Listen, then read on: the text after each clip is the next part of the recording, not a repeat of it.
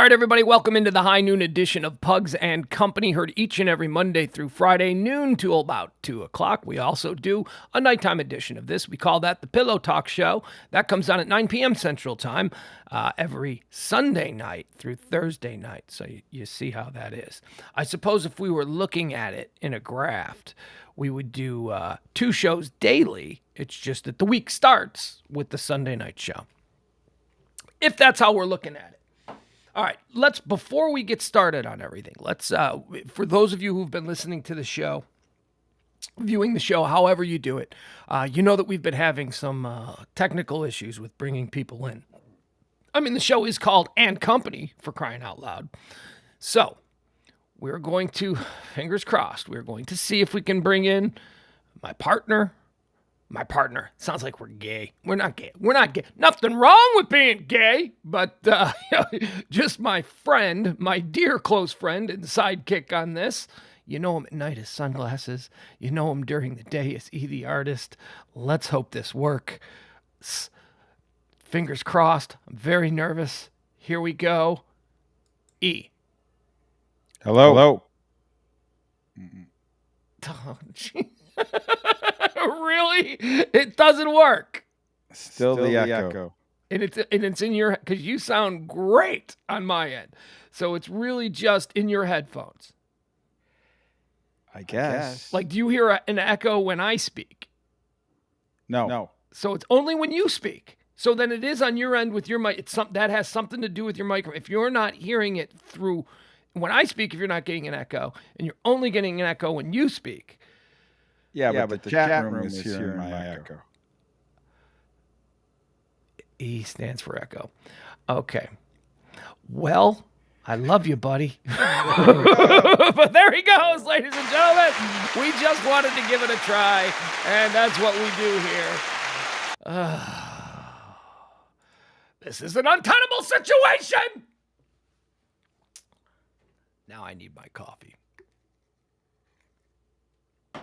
Well, we apologize, but we're not going to let that bog down the show. We're just going to continue on with all the day's topics and everything that's trending, all the stuff you're talking about. That's what we do here on the High Noon Show. It's, I like to call it a utilitarian stream. That means it should be seen by you as a utility, just as you use your power, your water, all of that good stuff.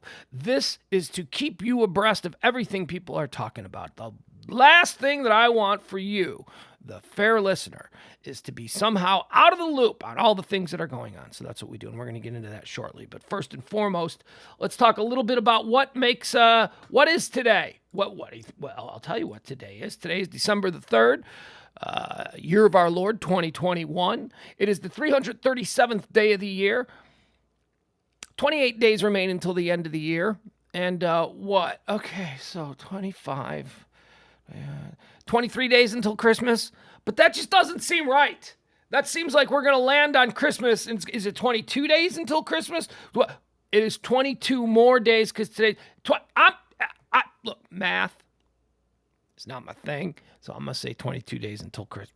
You know what? You people have access to calendars. Why do you put this burden on me to count down Christmas? I have no idea. Let's just go with 22 days until Christmas. All right, let's see what makes today cool. I still don't have a name for the segment. I only know that I can't use Bob Sturm from the Tickets, Why Today Doesn't Suck. I know I can't use that. That would not feel right to me, although I think that is an absolutely perfect title for this segment. But as I point out, I was doing this segment in the 90s in Chicago on the Kevin Matthews Show. So, I feel like I can bring it back. So we'll call it, What's So Cool About Today? I know, every day. Pugs, every day you have a different name. I know, because I don't know what to call it, because Sturm nailed it with the Why Today Doesn't Suck thing. And I don't even know what we used to call. I think we used to just call it This Day in History. I think that, and that's not good. That's not cool. There's nothing interesting about that. That sounds like a complete tap out. So Why Today is awesome. See? And I just changed it from like 10 seconds ago. So why is today awesome? Well, I don't know if today is awesome. Honestly, it's been pretty crappy so far for me. But we shall overcome. You know, I tell you, after the show, I go back and I watch these streams, and then I hate watch myself because of all the mistakes I made. I recognize that I just said we shall overcome. I get that. And I'm going to hate watch that to hell and back. We shall overcome, despite whatever the blah, blah of today is. Gray, it's overcast. I don't know if it's going to be hot. It was supposed to be like almost 80 today. That's what the forecast were saying. But I've not been outside yet. It just looks gray. I don't have my air on, nor my windows open. And the climate inside the 1%er guest house here seems to be all right. So there's your weather report. See, man, it's a new thing I'll give you. I'll give you a weather report. Of course, it's going to be severely limited by my ability to go outside. On this day in 1979, you know, this is interesting because we had been talking about this recently. I think we talked about this a little bit on one of the Pillow Talk shows a few weeks back. You know, we just had the Astroworld situation. Remember the Travis Scott concert down there in Houston where, you know, a bunch of people got crushed and a bunch of people, terrible situation. On this day in 1979, it was the Who concert. Remember, you heard a lot of people after the Astroworld thing, they were like, oh, that's like the Who concert. In 1979 in Cincinnati, 11 fans are suffocated in a crush for seats on the concourse outside Riverfront Coliseum in Cincinnati. Yeah, man, the Who were playing in Cincinnati, and I guess it was general admission seating. You know, first come, first serve, we're going to open the doors, and it's a mad dash. What could go wrong there? Did people back then... There had to have been somebody back in the days of general admission seating, you know, sitting up somewhere overlooking the people as they filed in, trying to get their own, the best seat possible. There had to have been somebody who at some point before 1979 in Cincinnati who said, well, there's a pretty good likelihood that at some point at one of these concerts, something terrible is going to happen. And it did. In Cincinnati at a Who concert on this day, 11 people were killed. You know, if you're a fan of the old television series WKRP in Cincinnati, there was a very special episode of WKRP in Cincinnati that dealt with the Who concert. So I remember that. WKRP in Cincinnati, not to get off on a tangent here, but it is one of the most underrated television shows of all time. It was a low-rated situation comedy on CBS back in the late 70s and maybe into the early 80s. Not a lot of people watched it, but it received critical acclaim. People, you know, the critics liked it. The critics were like, no, this is a good sitcom. And it was interesting for its era because if you were raised in that era, if you were babysat a lot of the times, and that's what I say, I wasn't babysat. My mom actually was there, but my television acted in a lot of instances as a babysitter for me as an only child. And television that I consumed during the 1970s was some of the most lowest common denominator TV. And if you're old enough to remember, I mean, it was the era of Jiggle TV. It was, Fred Silverman, the executive at the time, who thought, well, we could do big ratings if we just put girls with big tits on TV and have them jump on trampolines. And that's essentially what all television was. You had your Charlie's Angels. Yeah, Three's Company was a great example of Jiggle TV. And then everything else was just stupid. It was just pandering. It was dumb. It was lowest common denominator television. Situation comedies were not for smart people. Today, there's a lot of smart situation comedies. There's a lot of situation comedies that engage in humor that would have never been touched back in the 1970s and 80s during this era. But the show that stood out, the situation comedy that stood out in that time was WKRP in Cincinnati. That was a smart, funny, good show. I mean, when you watch that next to, like, say, and look, I love Happy Days. I was a little kid, but I was, 8 years old. The hell does an 8-year-old know about what's good entertainment? I loved Happy Days. I loved Mork and Mindy. I loved Laverne and Shirley, but those were stupid shows. I mean, they don't hold up. They really don't. WKRP in Cincinnati holds up. It's good. You can still watch episodes now and go, man, that's funny. Wow, there's actually, they're doing something with this show. And that's my real recollection of the Who concert, because I wasn't, watching news back then. I was just a little kid. But I remember the WKRP in Cincinnati Who concert episode. And I want to say it was Dr. Johnny Fever who, oh, wait, hold on. Got to plug this in. I've got a janky power cord on this beautiful Radio Misfits computer that we use to power the show. Sometimes it just decides on its own to unplug. Yeah, Dr. Johnny Fever, who was Howard Hessman, who would later go on to, be head of the class, the TV show Head of the Class. I remember somehow him discussing the Who concert or breaking the Who concert. You know what? Let me see something. Why not? That's what we do here. That's what we do here. Maybe I can find that real quick. Let's see if WKRP in Cincinnati.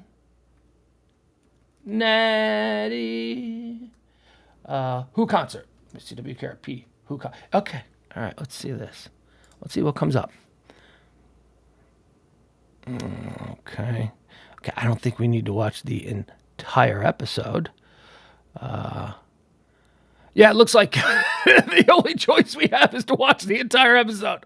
Let's just at least say how it was presented. Shall we? Why not? All right. That was The Pretenders. That's an imported item. There'll be a stateside album out, due out soon. And the tune was called The Wait. But the wait is over for you, babies, because the doctor is taking calls on the big KRP giveaway contest.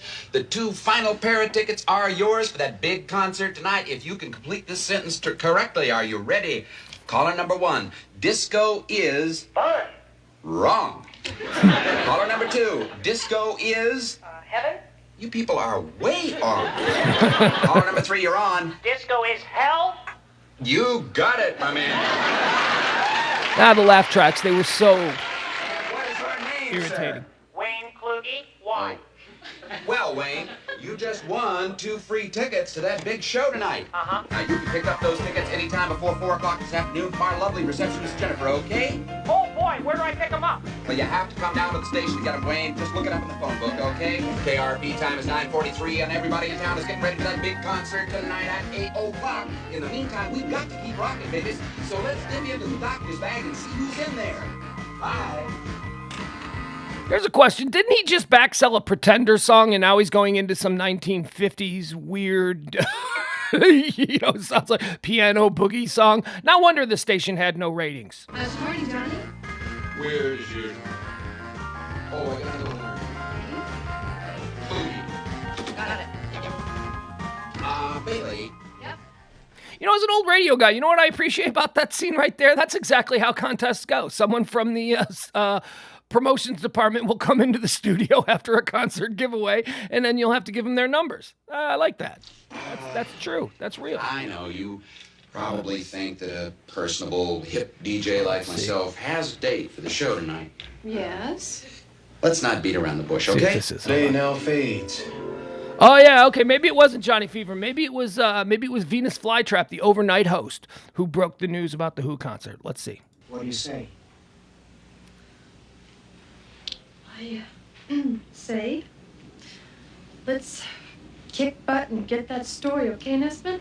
Let me ask you this. The big debate is always between Ginger and Marianne. Oh, who would you rather, Ginger or Marianne? I gotta say, for me, it was, who was it? Bailey on WKRP in Cincinnati, or Jennifer, the receptionist, who was played by Lonnie Anderson?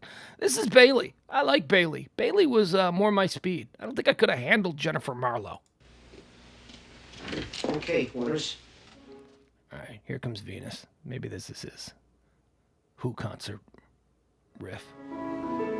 The light of day now fades, and the evening curtain falls over the sky. People are gathering over at Fountain Square with candlelight in remembrance of friends lost in the night. Be there, okay? And now here's a little mellow softness. What did they have to delete the name of the song or the music? What the hell? The sound just went out. There you go. We all were. You going? Oh, yeah. I'm gonna meet everybody over at Snooki's. Snookies. Ah, Venus, I feel so ashamed. We publicized that concert, gave away tickets. I was there when it happened, enjoying myself. We all were. You know what really gets me? You can't do anything about it. It's too late to do anything. And then you keep asking yourself, why? Why something happens like this? I don't know, but we got to do something about it, see that it doesn't happen again. A lot of kids out there waiting to see concerts. Your kid. Oh yeah, I've been thinking about that all day. All right. Well, we don't need to dedicate that much of the show to it, but yeah, that's pretty much how I remember it. And after the Who concert incident in Cincinnati back on this day in 1979, there were major changes done. General admission seating was outlawed, banned, I thought nationwide, but when there's an opportunity to make money, we exist in this capitalist society. General admission seating was illegal. But then around, early 2000s, they found a workaround. They invented festival seating, which is the same damn thing, but it's a different name. I say general admission seating. This is festival seating.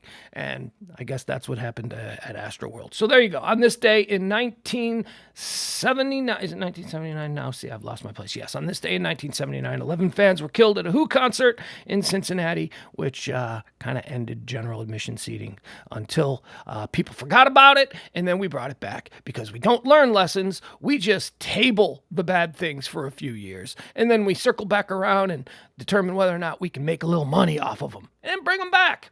Also on this day in 1979, wow, this was not a good day in 1979. Today was the day that the Ayatollah Khomeini became the first supreme leader of Iran. How'd that work out? Was he a good leader? Was that okay? On this day in 1984, oh God! It's just nothing but bad stuff on this day. No wonder there is this gloom hanging over today. On this day in 1984, the Bhopal disaster in India. That was a chemical plant, the Union Carbide pesticide plant in Bhopal, India, had an incident. And I guess incident is a very underwhelming way to describe it. 3,800 people, pesticide plant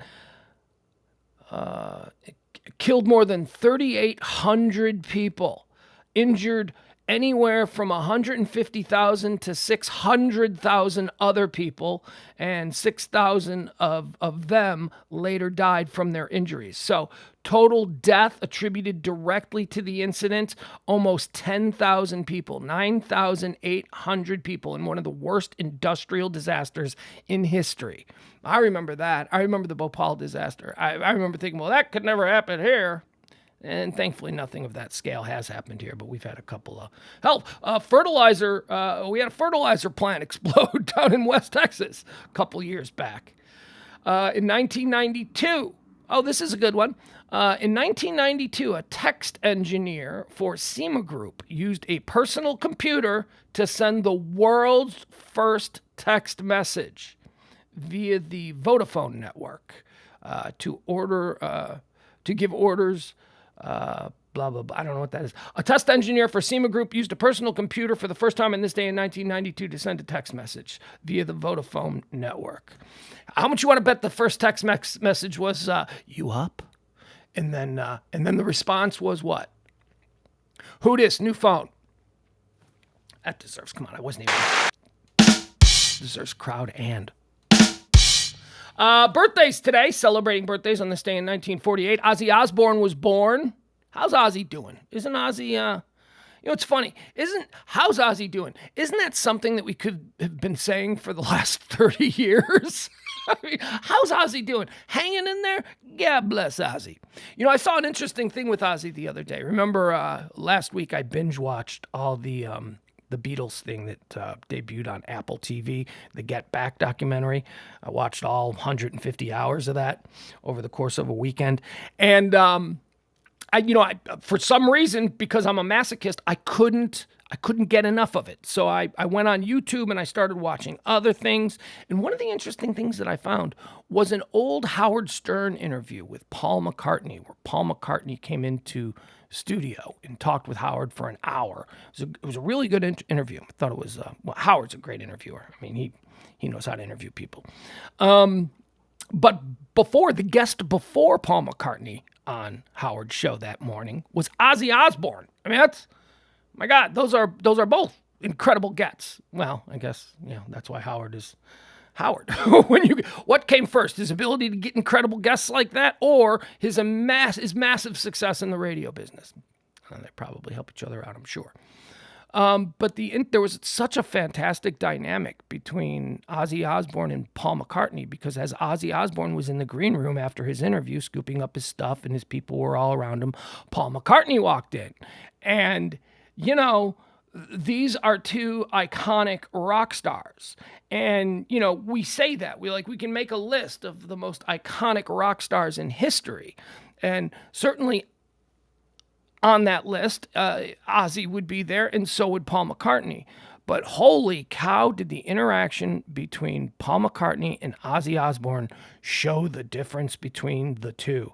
Ozzy Osbourne was essentially a schoolgirl. He had never met Paul McCartney before, and it had been his lifelong dream of meeting him, and he had never met him. And Ozzy, you know how shaky Ozzy was. This is probably 15 years ago, and Ozzy was still like this. And Paul walks in because everybody Paul McCartney has met for the last 60 years of his life have been like Ozzy Osbourne. Oh, it's such a pleasure to meet you. The whole reason I got into music was because of what you guys did. So it was that whole thing. And Paul was like, well, it was great.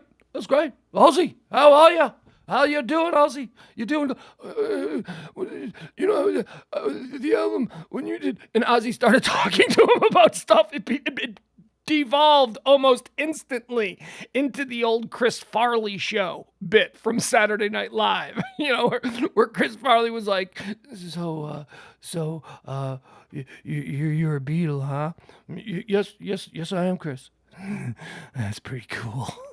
It's that old thing. And that's exactly, and you'd never think that someone of the stature of an Ozzy Osbourne could be just completely melted like that. But he was when he met Paul McCartney. Look that up on YouTube. YouTube has everything. You don't even need TV anymore. You could just watch YouTube for hours and find stuff that's entertaining. So Ozzy was born on this day in 1948. What does that make him? 50, 60, 70, 71, 72, 73 years old. Look at that. I said I wasn't good at math, and I just did math on the fly. On this day in 1960, Daryl Hannah was born. Happy birthday, Daryl Hannah. What is she, 61? 61 years old today. Daryl Hannah, born on this day in 1960. There was a local band in Chicago. Daryl Hannah is from Chicago, or her family are socialites in Chicago. Very wealthy. Daryl Hannah comes from a super wealthy family. And there was a local band in Chicago back in the 90s that was called Daryl Hannah's Missing Finger. And I just always thought that was like the greatest name for that's Daryl Hannah has a missing finger. I don't know if you're aware of that, but there are some pictures where you can see it, but I guess when she was prime Daryl Hannah, she would wear some sort of a prosthetic, like a rubber tip or a rubber nub or something. But yeah, I don't know how did Daryl Hannah lose her finger? You know what? It's been my life goal to try and stump Google. Let's see if Google knows.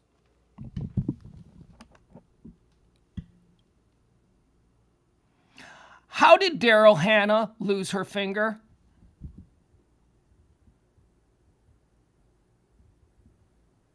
Come on. Oh, she's not going to give me the voice on it? Okay, well, it gives me text anyway. Daryl Hannah lost part of her left index finger when she was a child. She told the Times of South Africa that she got it stuck in a pulley in a well at her grandma's house when she was little. She sometimes wears a prosthetic finger in her movies. There you go. So happy birthday, Daryl Hannah. She is, we'll get rid of that. All right. What did we say she was? 60, 40, 61 years old. Daryl Hannah, 61 years old today. Today another person was born, person of significance, a person who You know, it was funny last night. I was watching, or yesterday afternoon, I had the news on in the background, and the news channel was interviewing a panel of independent voters, people that do not align themselves with Republicans or Democrats. And we don't do politics here. We try to remain somewhere in the middle. Remember the rule: 15% crazy on the right, 15% crazy on the left, 70% normal people in the middle. And yes, you might be noticing if you've missed a few shows, Pugs, you used to say it was 10 on the right and 10 on the left and 80% normal. Yeah, that changes daily. That's the frightening thing about life today. That's a fluid situation. My God, by March it might be 25% on the right, 25% 50% of us in the middle. So I'm watching this thing on independent voters, and they were asked, what is the greatest threat facing America today? And this is a no-brainer. This is an absolute no-brainer. The greatest threat facing America today is the hyper-partisanship and its effects on American democracy. That is the greatest. Stop with all the other bullshit. Police violence. No. Okay, that might be an issue we need to address, but that is not the greatest threat facing the American people today. The greatest threat facing us are the 15 on the right and 15 on the left, and the hyper-partisanship that the rest of us in the middle are all expected to participate in. That, make no mistake, is the greatest threat facing America. The threat to American democracy is the greatest threat. That is an existential threat with global implications. So let's stop with all the other silly stuff that you consider to be your personal causes. Stop it. So most of the people on the panel said that. Most of the people said that, and maybe not in those words, but they, in so many words, they suggested that. And one idiot goes, homelessness. Homelessness is the greatest threat to America. Oh, God, would you shut up? The greatest threat to America right now is our hyperpartisanship. We need to at least all agree on that. Even if you think that it's, the greatest threat are the liberals. The greatest threat are the MAGAs. Why isn't the phone ringing through? I don't know who that is. I can't take that call right now. You go straight to the voicemail. Sorry, I just can't take the call right now. Where was I? What was my thought? Oh yeah. So let's all just agree that if you're on the right and you're saying that it's liberals, and you're on the left, and you're saying that it's conservatives, you are proving my point. That is the hyperpartisanship that I believe is the greatest threat to our country. So, that being said, on this day in 1963, the person who would usher in the issue that I believe could be considered, at least in the state of things as they stand now, was ground zero for this hyperpartisanship. On this day in 1963, Terri Schiavo was born. Do you guys remember Terri Schiavo? Terri Schiavo was the woman who was on, boy, did the news media really jump on this story. This was a personal, private matter between families and the courts, and the American news media just got down in the mud and decided to use it as a divisive wedge issue. And I'm telling you, we were off to the races for that. Terri Schiavo was on life support. People wanted to pull the plug. The family said, no, keep her alive. It became a huge, massive issue. Should have never been a huge, massive national news issue. It should have stayed a private family issue that was being fed through the courts. But no, the parasitic media, and I hate that because I've never been really a hater of media, but I've in recent years become just disgusted with the way that our news is given to us. The news media decided to make that everybody's business instead of the business of the families, the people involved, the people who loved Terri Schiavo. She died in 2005, but on this day, she was born in 1963. And that, to me, is really the ground zero, the ground zero incident for this modern incarnation of this hyperpartisanship, this hyperpolarity that we are dealing with, which, again, bringing it back full circle, I believe is the greatest threat to America. Let's see here. Daryl Hamilton was born on this day in 1964. Now, who is Daryl Hamilton, and why are you mentioning him? Well, if you're a baseball fan, you know who Daryl Hamilton was. He was a long time. He was a Texas Ranger. I think he played for the Giants. He traveled around. He played for a bunch of other teams, probably the Mets and all of that. A pretty good little ball player. And on this day in 1964, Daryl Hamilton was born. Now, why do I bring up somebody when there's probably a whole bunch of other people who are more famous? Because Daryl was a friend of mine. Daryl was a guy who I from time to time hang out with, and socialize with, been to dinner with, and talk on the phone with from time to time. There was a period where I was trying to develop some media things with him. And boy, in 2015, he died. I was in Chicago. I just gotten there, and from my time here.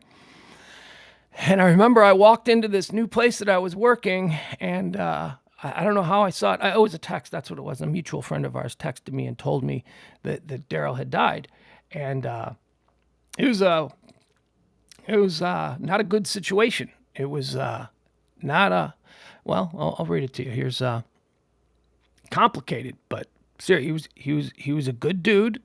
He was a really good dude. He was a nice guy. He was a friendly guy. He loved his kids. He had 2 boys at the time. I think he had another one on the way, or another one was just born, or something like that. Around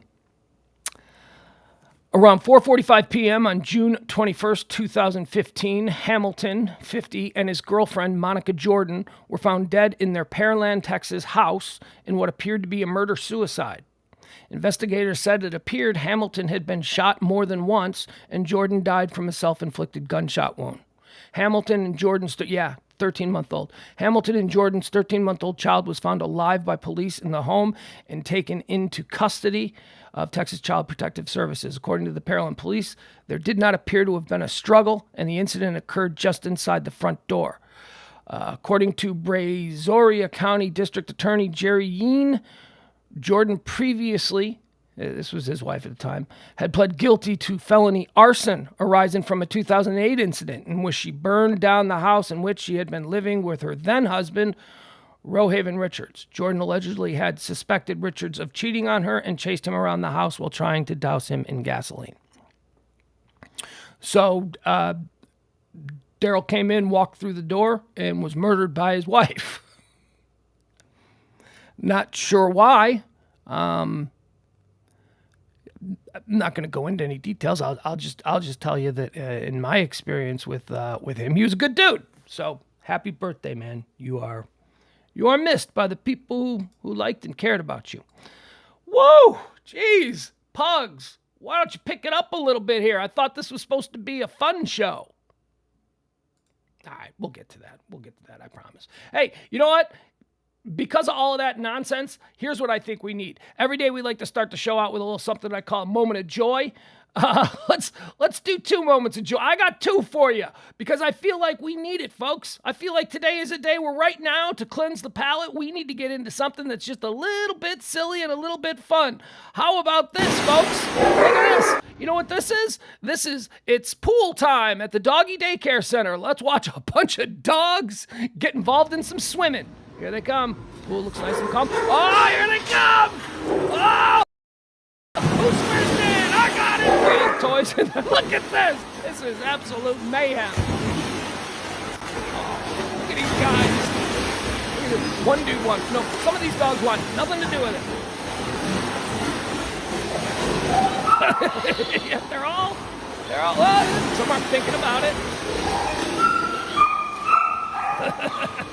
They jump in, they immediately get out because they realize they can't touch the bottom. Although some of them seem to be, some of them are doing multiple jump-ins. Some are jumping in, getting out, jumping back in, getting out.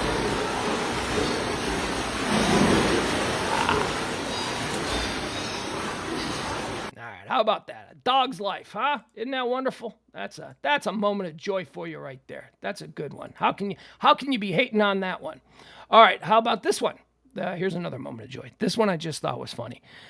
This one has to do with, so if you're a fan of college football, you're noticing that we're seeing a lot of movement among coaches. Hell, we're going to see a lot of movement among players. The transfer portal, I believe, for ever has now been changed until they make some kind of rule about it. I mean, with the ability of players to now get paid through endorsements and other opportunities, this is a new factor in recruiting.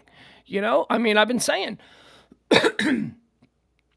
how is a kid that, okay, so let's say, Alabama. Everybody's always wanted to go to Alabama, play for Saban. Oh, play for Saban, win a national championship. That's why they'll go there. But what are the endorsement opportunities locally? You know, I mean, before, and we're not talking about the superstars. The superstars in any major college program is going to get, the deals from the national advertisers. But for a lot of these players, man, this is about, well, can I go do a meet and greet at the local grocery store and make a couple grand? Well, can I maybe do a pitch for a car dealer locally? You know, these are a lot of the motivating factors that are going to lead to these kids getting their money and their endorsements. Is this going to change? I mean, we're talking about the players right now. I mean, are we suddenly going to see big major urban areas who have never been competitive in college football over the next 5-10 years? Are we going to start to see a school in the New York metro area like Rutgers University suddenly become a recruiting power? Because when kids go there, they have access to the New York media market because there's just more money. I mean, you make more money. You do a car dealership, you do a TV commercial in the New York metro area, you're going to make 10 times what you're going to make doing a car commercial in the Tuscaloosa metro area. So we'll see. That's why I think that something's probably going to have to change, or we're going to see a big shift in the powers of the college football in the next few years, due entirely to the ability of players to make endorsement dollars. Coaches are moving around too, though. We had Lincoln Riley. He bolted... There have been a bunch. Lincoln Riley bolted OU. He left for the bright lights of Hollywood. He's taking over at USC. Brian Kelly, who just recently became Notre Dame University's all-time winningest coach, he bolted, which is fine with me as a Notre Dame fan. I've been wanting him gone for a long time, so I'm totally fine with that. Brian Kelly left Notre Dame for a massive pay deal down at LSU. Good luck down there, Brian. Good luck. You're not that good of a coach. You benefited from all that Notre Dame had to offer, all of their recruits, their top 5 recruiting class, just about every year that you were there, and you squandered it. So good luck to Brian Kelly. But here, this is another moment of joy. This is somebody funny. This is somebody who made a video. I don't know if this is a TikTok video or what, but it, here, I got to share this with you. That's what I got to do before we can do this. The premise of this TikTok video is, what if dads left their families the way coaches are leaving colleges? Okay, so let's watch. Remember, the premise here, if dads left their families like college coaches are leaving their programs. Dude, are you seeing this? I think Dad's leaving us for the Hendersons. What'd you just say? Dad's bouncing? Yep, it's true. Adam Schefter and ESPN4 The Father just tweeted it. I just texted all of us. Said he's going to address the family when he gets back home from the supermarket.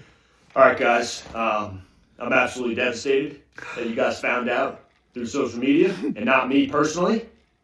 I take that to heart as a man of my word, which I'm not, but it's true. I'm joining the Hendersons. So what, you were just lying to our faces yesterday? And you sat us down right here in this living room. And you looked us directly in the eyes. And you said you weren't going anywhere. And you were committed to us. This family. I was committed. But then, Mr. Henderson died in a freak whitewater rafting accident. And, the dad position came open and they wanted me, and quite frankly, it was an offer I couldn't refuse. What do the Hendersons have that we don't? Literally everything. They're extremely wealthy, ungodly wealthy. They have homes in Miami, Malibu, and Turks and Caicos. So what, our humble middle-class home here in Norman, Oklahoma isn't good enough for you anymore? Also, Mrs. Henderson, my new wife, she's a 29-year-old yoga instructor. Smoking hot. I mean, god damn. No offense, honey. Oh, fuck you, Jen. So I guess loyalty means nothing anymore, huh? I get it. I know you guys are upset, but you would do the exact same thing if you were in my position. I mean, you couldn't have at least left after the holidays? Our season isn't even over yet, Dad. Like, who's gonna put presents under the Christmas tree now? It's not like you guys aren't gonna have a new dad. I go to the Hendersons, and you're gonna snatch a dad from another poor family. It's the dad carousel. Nature of the family business. Okay, fine. So when are we gonna find out who our new dad is? Listen up! New dad. Absolute honor to be here, joining the Jones family as your new dad. And yeah, I get it. I'm looking around. Y'all are pissed. I'm not the dad that recruited you, shot you out of my balls, brought you into this world. But trust me, we're going to do great things here. We're going to be the best goddamn family in this neighborhood. But you know how we're going to do it? Discipline. Uh-oh. 3 things to start. No video games. No touching my thermostat. And last but not least, a firm 9 p.m. bedtime. 9 p.m.? What? That's going to be a no for me, dog. I'm going straight to the adoption portal. The adoption portal. That's a one boy, oh boy. Satire, folks. You gotta love satire. That was fun. Fun fact. Don't get it twisted, y'all. Football coaches, especially college football coaches, are some of the most reprehensible individuals on the planet. They are just terrible people. So be wary if you've got a talented kid and you're going to go put him in the hands of some borderline alcoholic, loyalty-lacking jerk-off just because he sits in your living room and says nice things about your talented kid. Football coaches are not good people. They're just not. In my experience, now, that's not to say, I don't know about pro football coaches, youth football coaches, I'm certainly not talking about because I know a number of wonderful youth football coaches, and high school football coaches. I know a number of wonderful high school. But when you get into the era of big-time college players, college programs, those guys are douchebags, man. Those guys are not cool. All right, let's get into some of the things that are trending today because that's what we like to do on this show. We talk about all that is trending. So, okay, we'll start off with the big news that's coming out of Oakland County, Michigan. The Oxford High School shooting, 4 dead. A bunch of others are still in the hospital. I won't dwell on that. Best thoughts for everybody there who is grieving. So today, this morning, actually just before we came on the air here, the Oakland County prosecutor, she gave a press conference and she announced charges against the parents. We were all waiting on this. I think that with all of the information that was going around, all of the things that don't trust social media. Social media doesn't know. You can't. People just say shit on social media. And then we had the sheriff the day after. Well, that's just social media saying that. I don't know anything about that. That's just social media. So we were told not to believe the things that were going around on social media. Well, the prosecutor came out and said she's bringing 4 counts of homicide/involuntary manslaughter against the parents of Ethan Crumley, the boy who did this. And guess what? Virtually everything that was being said on social media in regards to the parents' culpability and the school's responsibilities that were overlooked, virtually all of that turns out to be 100% true. My theory that the sheriff a couple of days ago was sort of playing it all down, possibly on orders from city elders or whatever, who understood the looming massive liability, civil liability that the township was facing, that the high school was facing, that, virtually this is gonna be big. These charges that have been brought against these parents from the Oakland County Prosecutor's Office, it's the first time in history that it's ever been done in relation to a school shooter. We've got a lot of these school shootings in the past where parents, on paper look to be at least semi-responsible for, at the very least, not being responsible gun owners. Remember, that's the thing you always get. Why are responsible gun owners always penalized because of the actions of the irresponsible? Every responsible gun owner is a responsible gun owner until the day they become an irresponsible gun owner. I mean, yes, it sounds like a catch-22. It sounds like a vicious circle, if you will. But something needs to be done. And today, something terrific was done. These parents are going to be held accountable for the actions of their child and the access this child was given to a weapon, to the fact that they overlooked obvious signs. The school, boy, this prosecutor, she laid it out there. The school's in trouble. The school's in a lot of trouble. Now, when this happened, I showed on the Pillow Talk show a letter from the administration of the school to parents in the days preceding the incident that occurred at Oxford High School. And in the letter to parents, the school administration essentially blamed the students for being alarmists. We're all told, see something, say something. If something isn't right, you need to let an adult know, because an adult will always act responsibly. An adult has your best interest at heart. No, they didn't. They didn't. In fact, the school administration had been given multiple warnings about this particular kid. And they chose instead to just go, nothing's probably going to happen. Let's not ruin Christmas, or whatever the hell they were thinking. Multiple warnings up into the day of the shooting. The morning of the shooting, Ethan Crumbley was observed by a teacher scrawling on a piece of paper. I'll get into. The parents were dragged into the school the morning of the shooting. So here is what the Oakland County prosecutor revealed today, that their investigation and the reason the charges were necessary against the parents here. Okay, so we got 4 counts of homicide and voluntary manslaughter.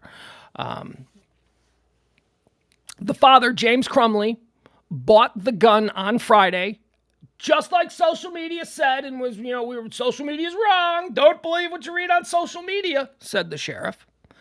The gun was bought on Friday at a local gun shop.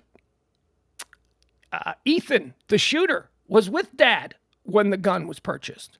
And, I know we're not supposed to believe social media, but people on social media are saying that, the kid picked the gun out. The kid said, that's the one I want, Daddy. That's going to be really nice to kill people with.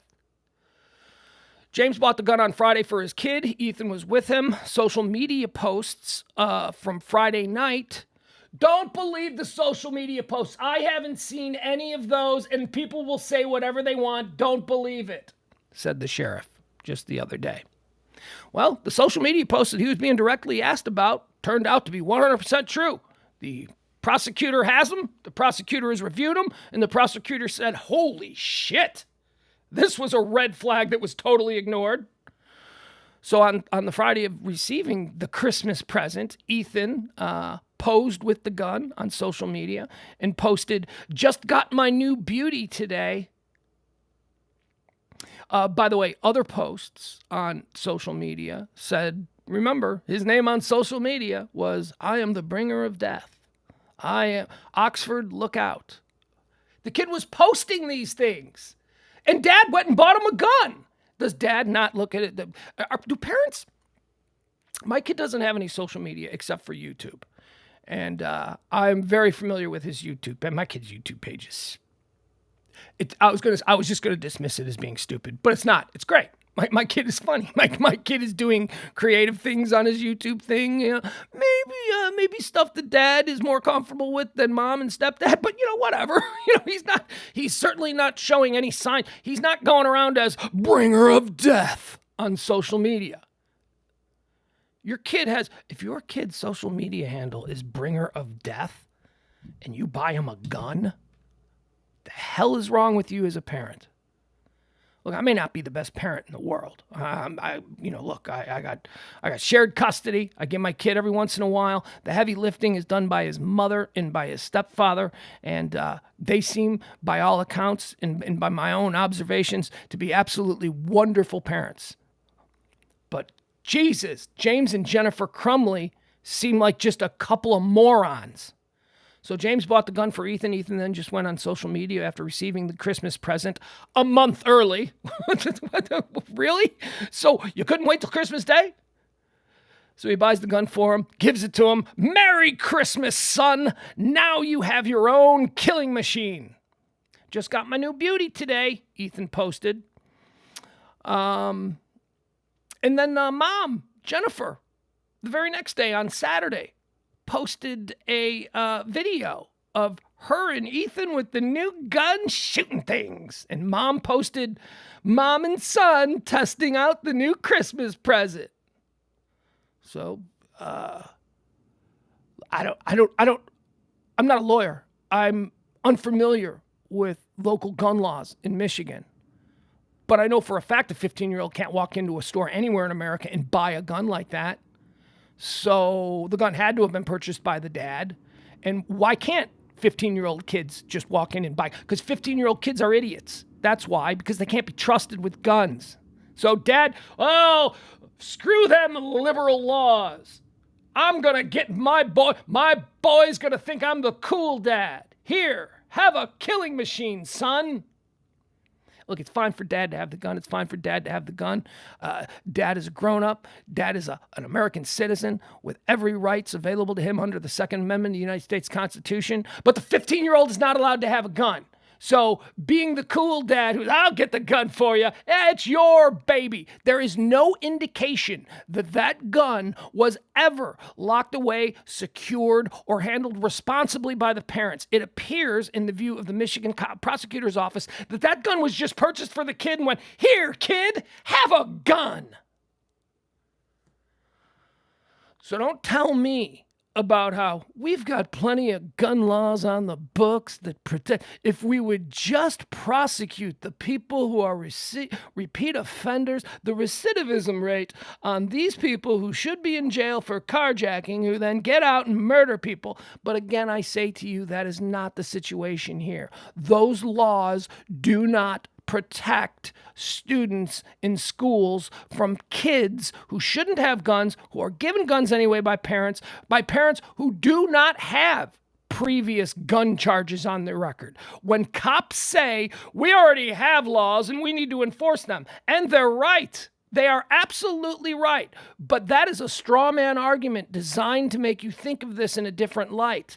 This is about people who have no previous criminal gun history. The first time this kid ever broke the law was when he murdered 4 of his classmates. So we need something that addresses that. So don't strawman me to death by telling me about gangbangers who commit crimes and then prosecutors fail to put them behind bars, opting instead to do plea bargains. That's bullshit too, and nobody's saying it isn't. But that doesn't apply to this situation. So if we're going to honestly and sincerely take a look at why our children are being hunted down in high schools, we need to make maybe a couple of new laws. Maybe we need to look at it. You know what? Before we even look at it, maybe we need to be able to at least talk about it like normal people.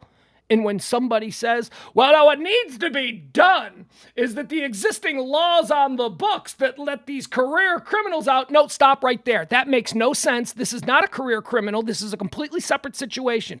We need to be able to have that conversation, and we can't because of partisanship, because people aren't using their heads. People are not being thoughtful in this issue.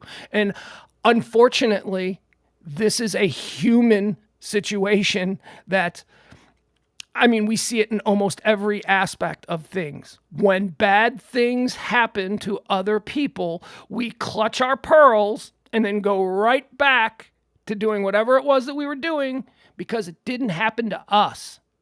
Doesn't happen to us. If it didn't directly affect people who are...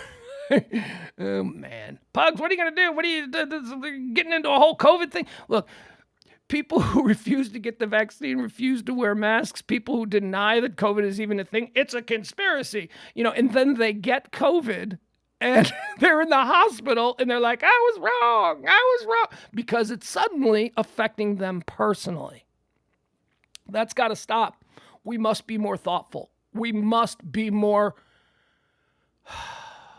We must be more independent-minded instead of just listening to what people in suits on TV tell us to say and then parroting back exactly what we hear without thinking about what it is that we're saying. Because the man, the high-paid man in the suit, or the pretty lady on TV, she told me these words, and I'm going to say exactly these words to you because she made sense when she said them to me, so I'm going to just parrot them back. We got to stop doing that. Oh, what are you getting preachy, Pugs? Yeah, I guess I am. I apologize for that. All right, so what else did the prosecutor find about the parents' culpability in this whole thing? Once again, we're talking about the parents of Ethan Crumbley, James and Jennifer Crumbley, who are now being charged with 4 counts of homicide, involuntary manslaughter, in the death of 4 students and the injuring of. Actually, I don't know. I assume that there will be more charges, but the big charges are over the deaths. There has to be some sort of culpability for the people who are, still in the hospital and who have received gunshot wounds. There's one that may never walk again. Well, that person's life, as he knew it, is over. All right, so son posted, look at my new beauty today. Dad bought the gun. Ethan was with him. Ethan picked the gun out. Mom then posted the next day, Mom and son testing out the new Christmas present. LOL. She literally put LOL. What could go wrong? So then on Friday, the kid got caught. Actually, I'm not sure what it was. The kid got in trouble on. Oh, okay. So the student on Friday. Or not Friday, the student on Monday, the shooting happened Tuesday. Was it Tuesday that the shooting happened? I don't know, whatever it was. So like not the day of the shooting, but a day they were in school before the shooting. Yes, the shooting happened on Tuesday. So on Monday, the student, Ethan, the shooter, got caught on a school computer searching ammo. He was looking up how to buy ammo, how to get his hands on ammo. What kind of ammo is best for killing hollow points. He was looking at all kinds of crazy stuff, and it scared the shit out of the teacher who found it. The student was sent to the principal's office. The parents, James and Jennifer Crumbley, let's get those names out there. James and Jennifer Crumbley were alerted to this, that the kid with the new gun was searching for ammo on a school computer on Monday, a day before he would open fire on his classmates. And so Mom got a call. And then after the call, Mom texted Ethan. And do you know what Mom texted Ethan after he was caught searching for ammo on the school computer? Here's the exact text. LOL, I'm not mad, but you have to learn how not to get caught. LOL.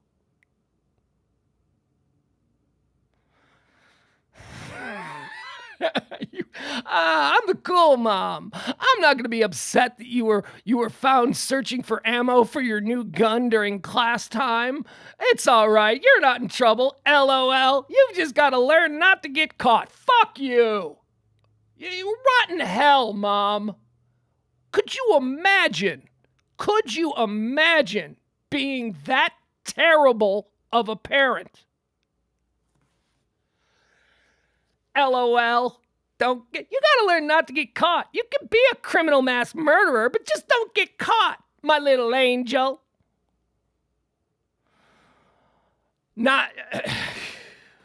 Okay. I'm not mad at you, but you have to learn how to not get caught, LOL. So then that was Monday.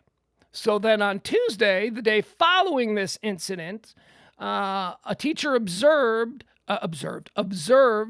little Ethan Crumbley the morning of the shooting. The day after parents were called about him searching for ammo on the school's computer. The morning of the shooting, a teacher observed Ethan Crumbley writing and drawing a picture on a piece of paper, and here's what they observed. He wrote, "The thoughts won't stop. God help me." And then there was some kind of a drawing of a person riddled with bullets and blood pouring all over. The thoughts won't stop. Drawing of bullet with the caption, blood is everywhere. And then underneath the thoughts won't stop, the kid wrote, my life is useless. The world is dead. So the day after, 4 days after the kid received his new Christmas present, a gun, 3 days after he went out shooting with mom and son with the new present. 1 day after, he was observed on a computer in class searching for ammo. And hours before he would open fire on all of these students in the classroom, he was scrawling. He was observed by a teacher scrawling on a piece of paper, my life is useless, the world is dead. These thoughts won't stop. Pictures of people covered in blood with blood pouring all out of them. So, teacher immediately sent the kid down to the principal's office. Now, I'm a little sketchy on these details because I don't know. It seems to me that the teacher would, at that point, take the drawing that said these things and keep them for evidence. But it seems that the kid still had possession of the drawing in question. And while he was waiting to sit with the principal for second day in a row, while he was there, he scratched out the, God help me, the voices won't stop, and he changed the picture. He altered the drawing, but he didn't alter the drawing to the point where there's now like deniability. That's not what it was. She misinterpreted the picture. No, he just scratched out. Like you could see that he had scratched out whatever he had wrote. So that alone tells me that whatever the teacher read before it was scratched out is probably true. So what she probably read, the voices won't stop and my life is useless, the world is dead, those things, probably true, but somehow he was left in possession of this piece of paper and he altered it. But, oddly enough, why didn't he just get rid of it? I mean, apparently he was forced to bring that piece of paper to the principal, show the principal, and he did that. But he altered it. But still, he did it. Why not just... So the kid now has to go see the principal for the second day in a row. Again, remember now, this is hours before he murdered 4 of his students and injured 8 others. Just shooting spree. He had the gun on him. The gun was on him at this point. Brought it to school. Must have got those bullets that he was searching for the day before. Parents are called yet again by the school. This time, parents have to come in. So the parents come in, meet with the principal.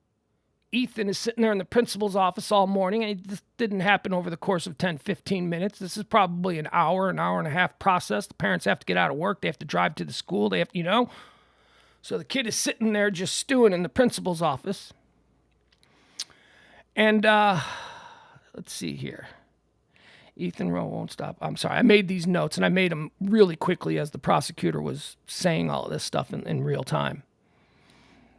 So at the meeting, the parents were shown the drawing, and they didn't seem to think anything of it. They were not concerned, not worried.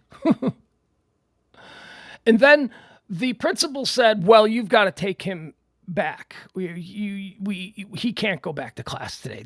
We're going to have to address this. We're going to have to figure out something to do with this kid because, this is the second day in a row. These are violent indicators. These are red flags. And so you have to take the kid out of school. And the parents said, no, he's got to stay here. What do we pay our taxes for? This is what is this, the Biden administration? Probably got like that. I'm sorry, I shouldn't have gone there. I'm just worked up. But the parents refused to take the kid out of school, citing any number of reasons. I imagine maybe work or previous. We can't do this. We can't just, he's going to go home and sit by himself, blah, blah, blah. You are the school. You are the babysitter. Schools are not your kids' babysitters. Schools are set up for for the good of the nation so that we have an educated populace. They're not babysitters. Kids are supposed to be there learning. And conversely, teachers are supposed to be there teaching. So the parents refused to take the kid out of the school the morning of the shooting. even though the principal said you got to take this kid. Now he's staying. And the school said, okay, and sent him back to class. Just, okay. Not even in like in-school suspension. We used to have that in my high school where, you weren't out of school suspension. They wanted to keep an eye on you. So you were in a classroom, literally in my high school, in the basement of the school, next to the janitor's office, in a boiler room with a bunch of desks and a whole bunch of dirtbag kids. That's what my school was, and you weren't allowed to do nothing. If you got lunch, you went, you got lunch, and you brought your lunch back, and you sat in the in-school suspension. No, I remember it now. I'm sorry. When you had in-school suspension, you had to bring your own lunch or you didn't eat. You weren't allowed to go into the cafeteria. And this is years before school shootings. I mean, this was just because you were an asshole. This was just because you talked back to a teacher or something. And even then, in 1984, was I a freshman? Yeah. They wouldn't let you mingle with other students. And it was probably seen as a punishment for you. Like, you're not going to be able to talk to your friends. But I mean, you can also look at it like that's a way to keep eyes on someone like this kid whose parents will not take responsibility, will not take custody of him, and are forcing him to stay in a school with your kids and my kids and our kids. So he goes back to class. Apparently he's rattled. He's rattled by all of this. Parents resisted the idea of the son leaving school. They made him stay. Ethan was then returned to class. Approximately 90 minutes later, the first 911 calls came in. Parents who are on some form of text system with the school were alerted immediately that there was an active shooter on the school. And mom, Jennifer, immediately, no question at all in her mind, immediately texted her son, Ethan, don't do it. Boy, if that doesn't give you a chill. If that does, the mom at work, well, my day's going to go on. I'm going to let them deal with my son. If they can't handle my son, then I don't know what I'm paying taxes for. I'm just going to, blah, blah, realty, how can I help you? And then she gets a text. School shooting at your son's school. And she, within a minute, texted her son, Ethan, don't do it. She knew it was him. She knew it was him. So that tells me that she had some idea that her son was a little fucking freak. So why did he have a gun? Why did she go out playing with the gun with him on Saturday? Again, we're talking about the Oxford High School shooter, Ethan Crumley, murderer of 4 classmates and a whole bunch of other students.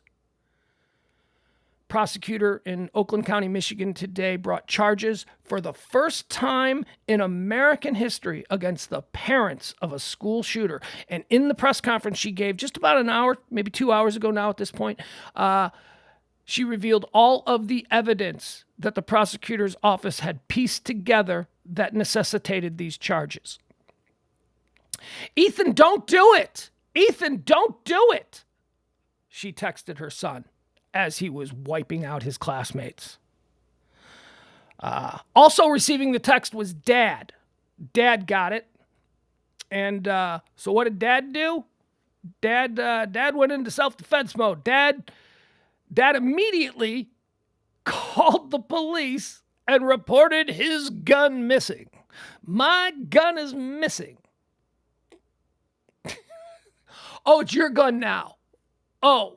What are you, scapegoating the kid? The kid stole your gun? Is that what you're trying to do? Is that what you're trying to lay the groundwork for? Dad? You little psycho kid who you bought a gun for on Friday? Kid who you obviously ignored to the extent that you don't even know what's going on with his social media pages? Oh, Pugs, that's easy for you to say. You're just a part-time dad. Oh, piss off. If you don't know what's going on, it used to be, well, I don't know what my son is watching on TV. Yeah, you do. You poke your head in his room. Jump in unannounced. What are you watching?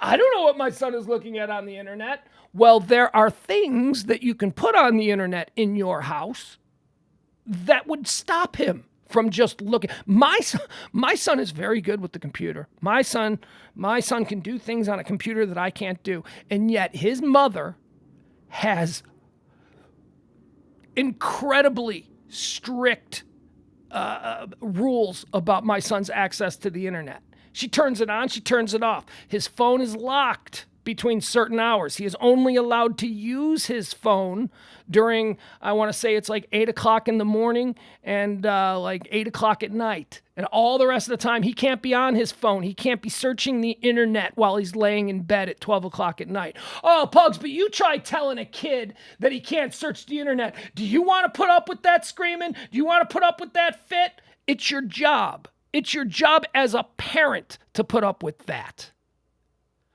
Well, you know what, Ethan? Just go ahead. Search all the ammo you want. But Mom, Dad, I really want a gun. I'll be good. You can't have a gun. Kid's a little weird. We shouldn't get him a gun. Wah! Please, can I have a gun?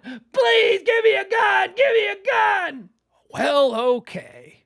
Help me clean out the garage next Thursday and you can have the gun.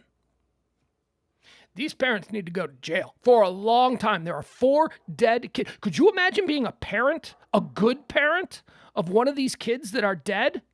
And then you hear about, oh my goodness. All right, so that's all we have on this. We don't have a whole bunch more of that, but these are the reasons for the charges that were brought today against the parents of Ethan Crumley.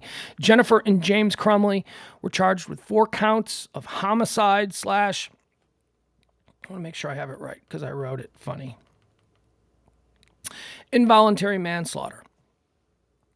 Now, I haven't been able to watch any of the news. I haven't been able to, we signed on. Just as the press conference was concluding, I had to jump on to do this. So I don't know. I didn't hear the lawyers. I didn't hear the people, the prosecutors, the DAs that they usually trot out on TV to break these stories down. So I don't have any idea what he's facing. I don't have any. Well, the kid is. Actually, I don't even know what the kid is facing either because he's 15 years old. I know they're going to try him as an adult, but I don't know. You'd have to think life. But what are the parents? I don't know what the parents are facing. I don't know what 4 counts of homicide and voluntary manslaughter bring. It better bring some form of jail time. It better bring at least 20 years in jail. There are 4 dead kids. There are other kids whose lives are ruined because of this event. But, here's another thing. I always talk about how we're all so screwed up in the head. I always talk about how, this idea that there is a perfect human being out there who doesn't suffer from some form of mental illness is absolute bullshit. We all grapple with our little things. Some of us are blessed to not have to deal with the big ones. Some of us are, I don't know what this is. Somebody else is calling me now. Oh, you know what? I think this might be a caller to the show. Hello, caller. You're on the air. Hey, it's Jeff. Hey, it's Jeff Glad. Hey, look at you. You're such a smart listener in the chat room that you know when it's appropriate to call. I was just thinking, if people wanted to call, they could call now and we could talk about this. We do have other things we want to get to, but what's on your mind, Jeff?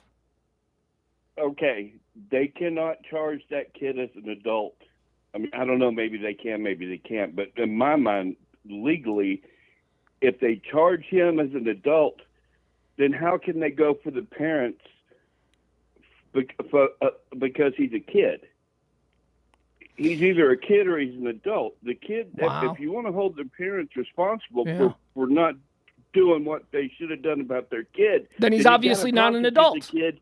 Yeah, so what Jeff is saying, it makes total sense. If you want to charge the kid as an adult, then that means he's not neat because he's now seen as an adult. He is no longer someone who is viewed as someone who is in the custody of others. He is an adult. He is capable of making his own decisions. So if you were going to charge him as an adult, then that does seem to be problematic for then bringing the charges against the parents for being bad parents to an adult.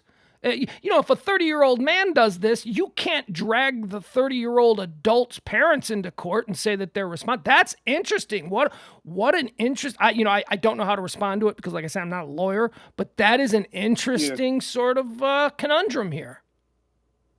Yeah.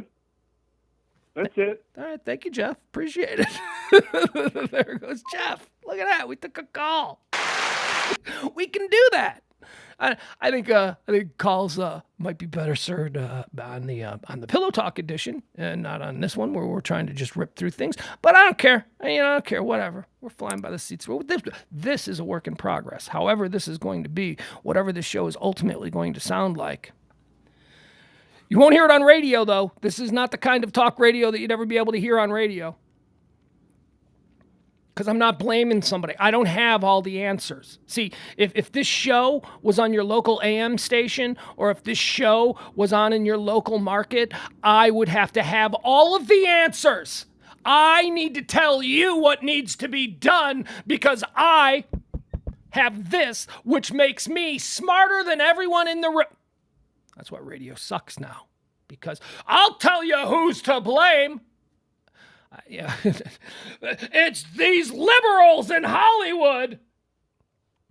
And that's the example I have to do if I'm inventing and pretending that we're doing local radio, because there is also no local radio on the AM dial in the talk format in America today that would blame anyone but the liberals. That's true.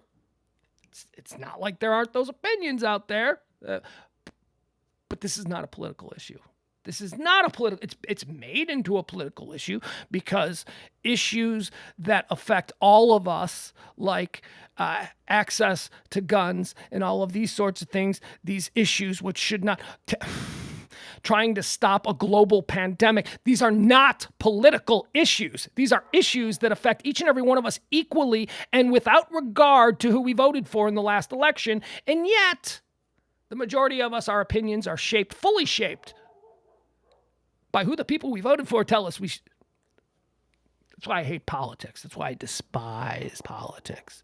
Remember, earlier we talked about this. The number one issue facing Americans today is hyperpartisanship, and the idea that one voting bloc is responsible for all the ills in the world.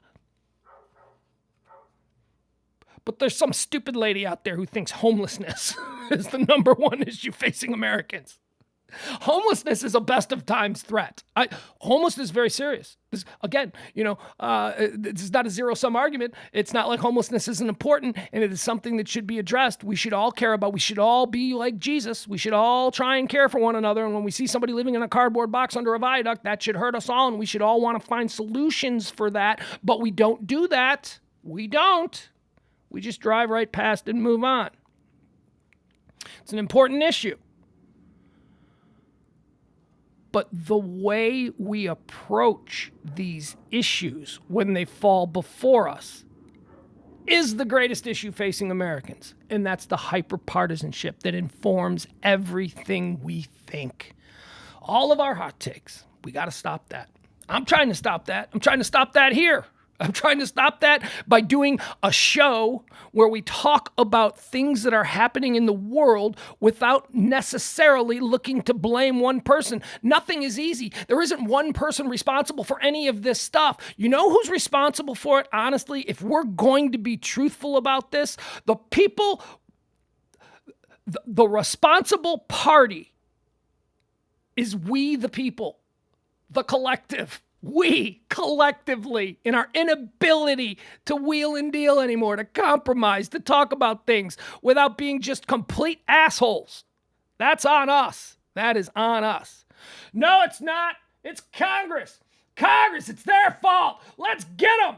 Fudge off. Who do you think elected them? Who do you think? And again, yes, I said this. It's, Congress, they've been selling us a bill of goods for 50 years now, and it's high time we run them all out.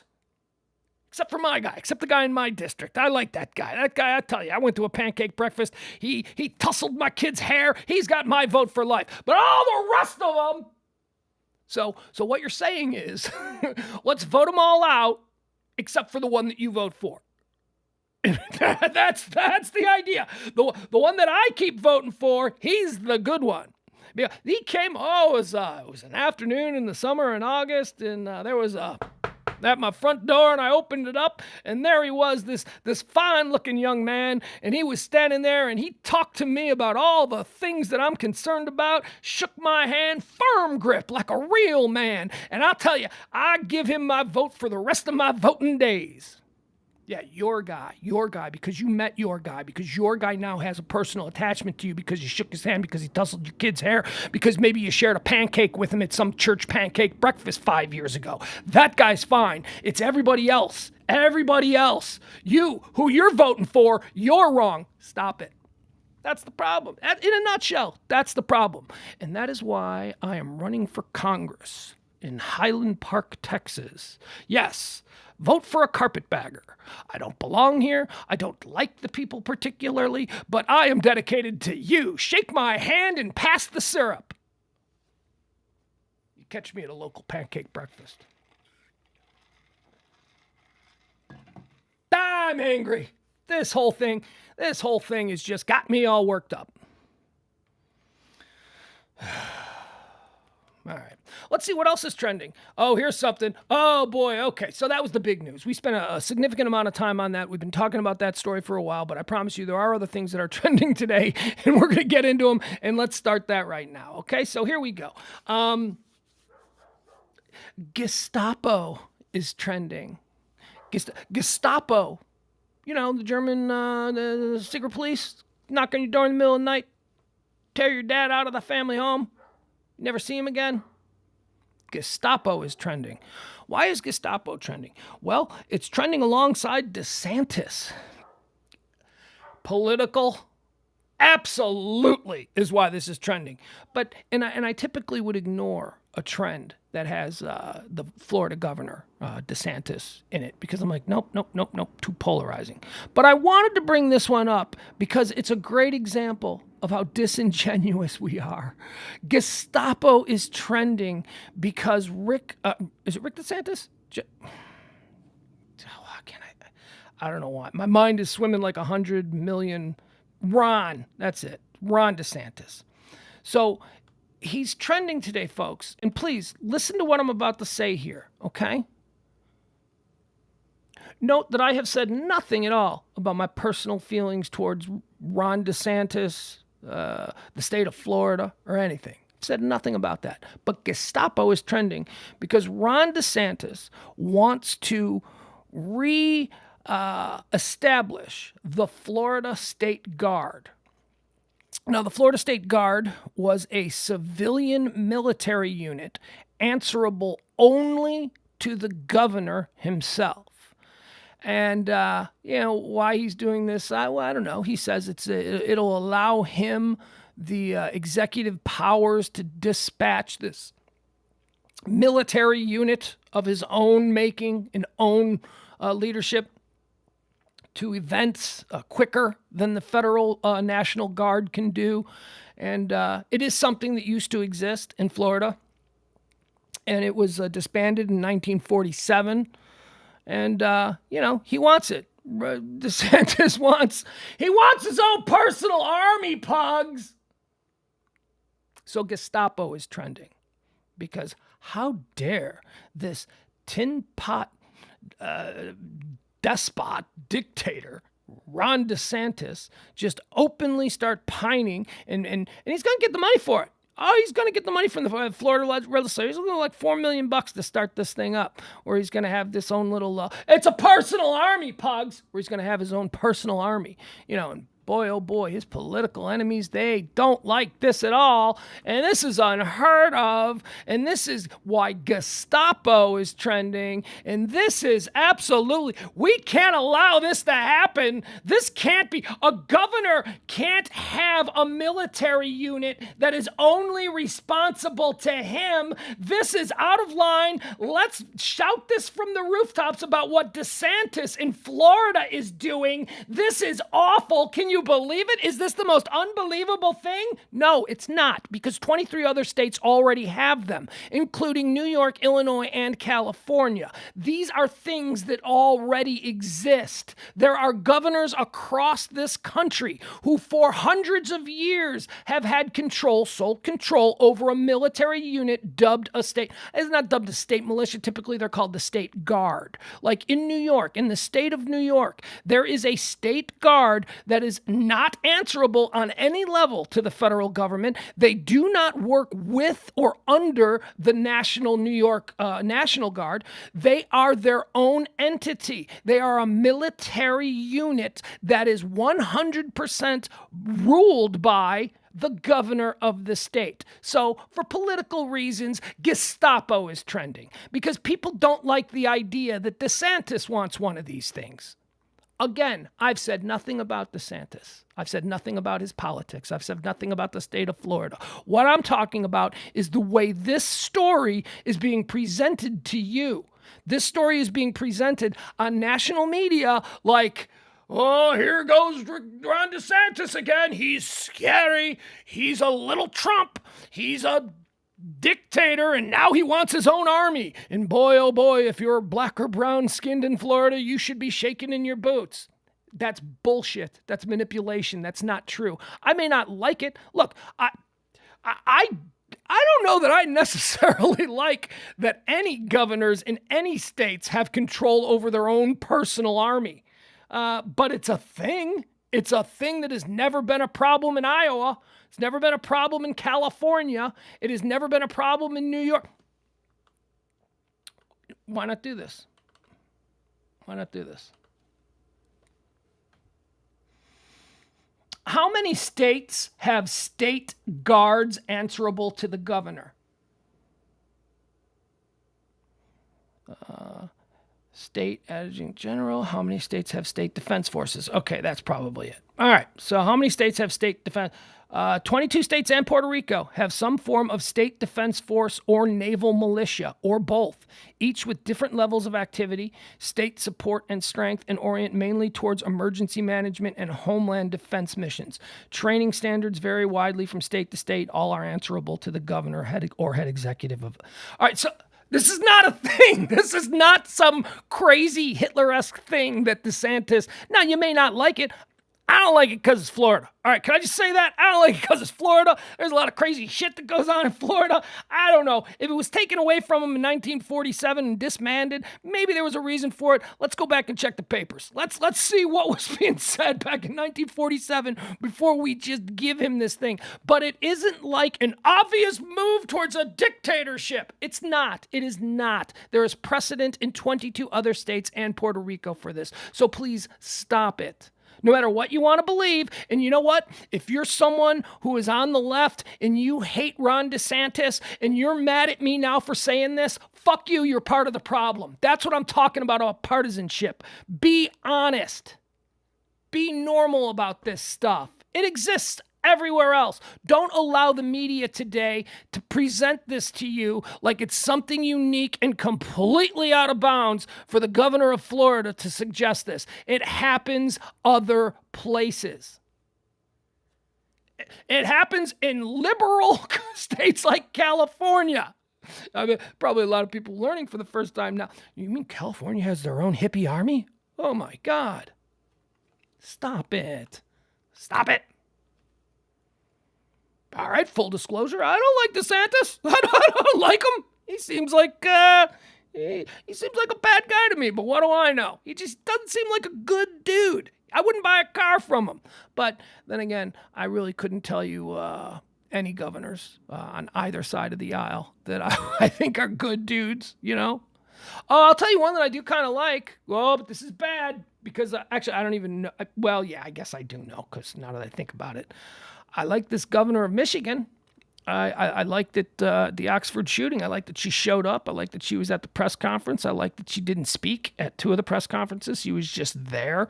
And I like that when she did speak, she was obviously devastated. I mean, she's a mom, you know. She was holding back tears. And when she did speak, it was I don't think she can be that good of an actor. I don't think that regular people have the ability to just drum up tears on spot like that. And why would you have to act? Why would you have to? I almost cried watching this. I got a 12-year-old kid who goes to a middle school in Texas every day. If you don't think I worry about these things to the core of my bones, I mean, I don't know. Maybe there are parents who are able to compartmentalize it. Maybe they are mentally more secure than I am. But it's really a big deal for me. It really does upset me.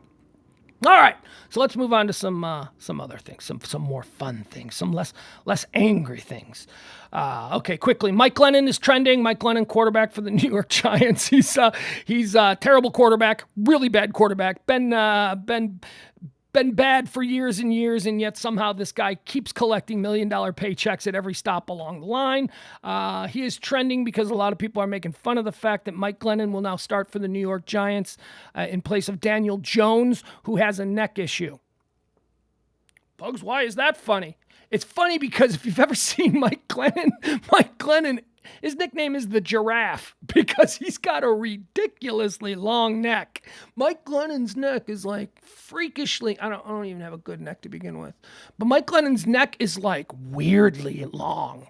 Like if he wasn't, if you just walked into a room and he was there, your first thing would be, is that guy's neck okay? It's like, what's up with that? That guy's got like 20% more neck. So that's funny. That's why he's trending, because people are like, the neck is replacing a guy who's out for having a neck issue. The Giraffe, Mike Glennon. Let's see. What else do we have? Oh, Khloe Kardashian is trending. Boy, are we a schizophrenic show? We go from some real serious stuff to some of the least serious people on the planet. Khloe Kardashian is trending because Tristan Thompson, her on-again, off-again baby daddy. Are they together? Are they not together? Who knows? They were seen together on a red carpet. Oh, but now they're not seeing each other anymore. Oh, but they're back together. I don't keep up with keeping up with the Kardashians. Look at that. I walked right into the name of their show. I am not keeping up with the Kardashians. So I don't know. I actually researched this a little bit, and it doesn't seem like anybody knows if they're together. They have a child together. That's what people know. So Khloe Kardashian is trending because Tristan Thompson, the power forward for the Sacramento Kings, boy, those Kardashians, they like the basketball players. They really do. They like athletes. Didn't it all start with Kim and Reggie Bush? I want to say that's how it started, like all those years ago, and then it's just been a string of athletes. So Tristan Thompson, who is baby daddy to Khloe Kardashian's kid, she was with Lamar Odom before Tristan Thompson, and probably just a bunch of Lakers. She's working her way through the Western Conference. Tristan Thompson, power forward for the Kings. He's got Khloe trending because, he knocked somebody up again. Apparently this dude is just knocking people up left and right. He knocked up a 31-year-old personal trainer from Houston.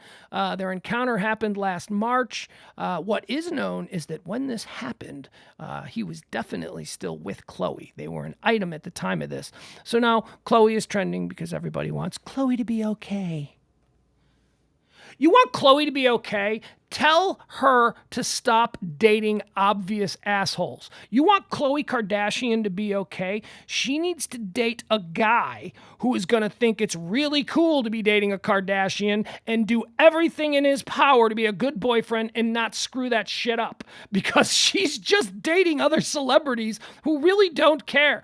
Date a plumber, Khloe. You've got enough money. Have some guy come in and do some dishwasher work and then start hitting on him and see where that goes. Because I bet you that dude will be cool to you. I bet you that guy will understand what he has, a Kardashian, and true.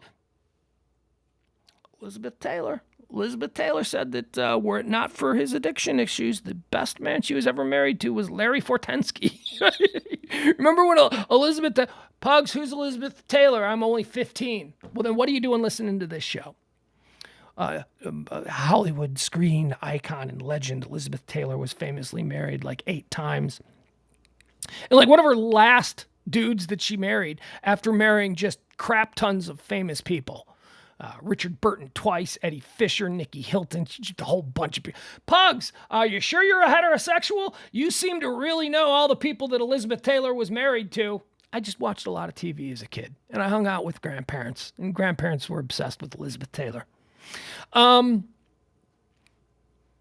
So yeah, she one of her final husbands was a drunk construction worker, just a regular construction worker dude named Larry Fortensky. And she met him at the Betty Ford Clinic, and she decided, I've had enough of these super celebrities. Let's get married. And so Larry Fortensky married her. And she said that he was one of the kindest and most fulfilling relationships she was in. And unfortunately, they had to break up because even though Liz, I guess what they taught there at the Betty Ford Center stuck with Liz, but not with Larry. And Larry was a big old addict. Larry was a big old troublemaker. But he was nice to her. He wasn't running around on Liz. I don't know. Maybe he was. I don't know. I'm just saying she seemed to have some appreciation for the fact that she started dating regular people. Isn't Julia Roberts like married to a regular? There are celebrity women out there who we don't hear about their relationships because they're not dating or married to power forwards. You know, they're married to dudes that... I want to say that Julia Roberts married like some lighting gaffer, some like movie guy who makes $70,000 a year who was lighting her. Imagine that. Okay, first of all, let's be realistic about Google. This is what Google is for.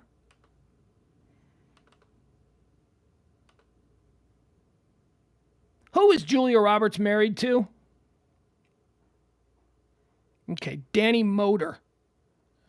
She's married to Lyle Lovett for a cup of coffee. You remember that?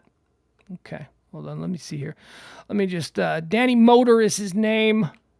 He's probably... If you've heard that name before, it's not because he's famous. It's probably just because he's married to Julia Roberts, because I have heard that name before. Roberts had romantic relationships with actor Jason Patrick, Liam Neeson, Kiefer Sutherland, Dylan McDermott, and Matthew Perry. See, look at that. She was dating all of these high-end celebrities. She was briefly engaged to Sutherland. They broke up 3 days before their scheduled wedding on June 11th, 1991. Fun fact, I met Julia Roberts and Kiefer Sutherland back in 1990 when I was a student at Columbia in Chicago, doing acting classes. And they were filming the movie Flatliners. You know the movie Flatliners in Chicago? I've talked all the time about my extensive work with the extra community and all that, but this is not that.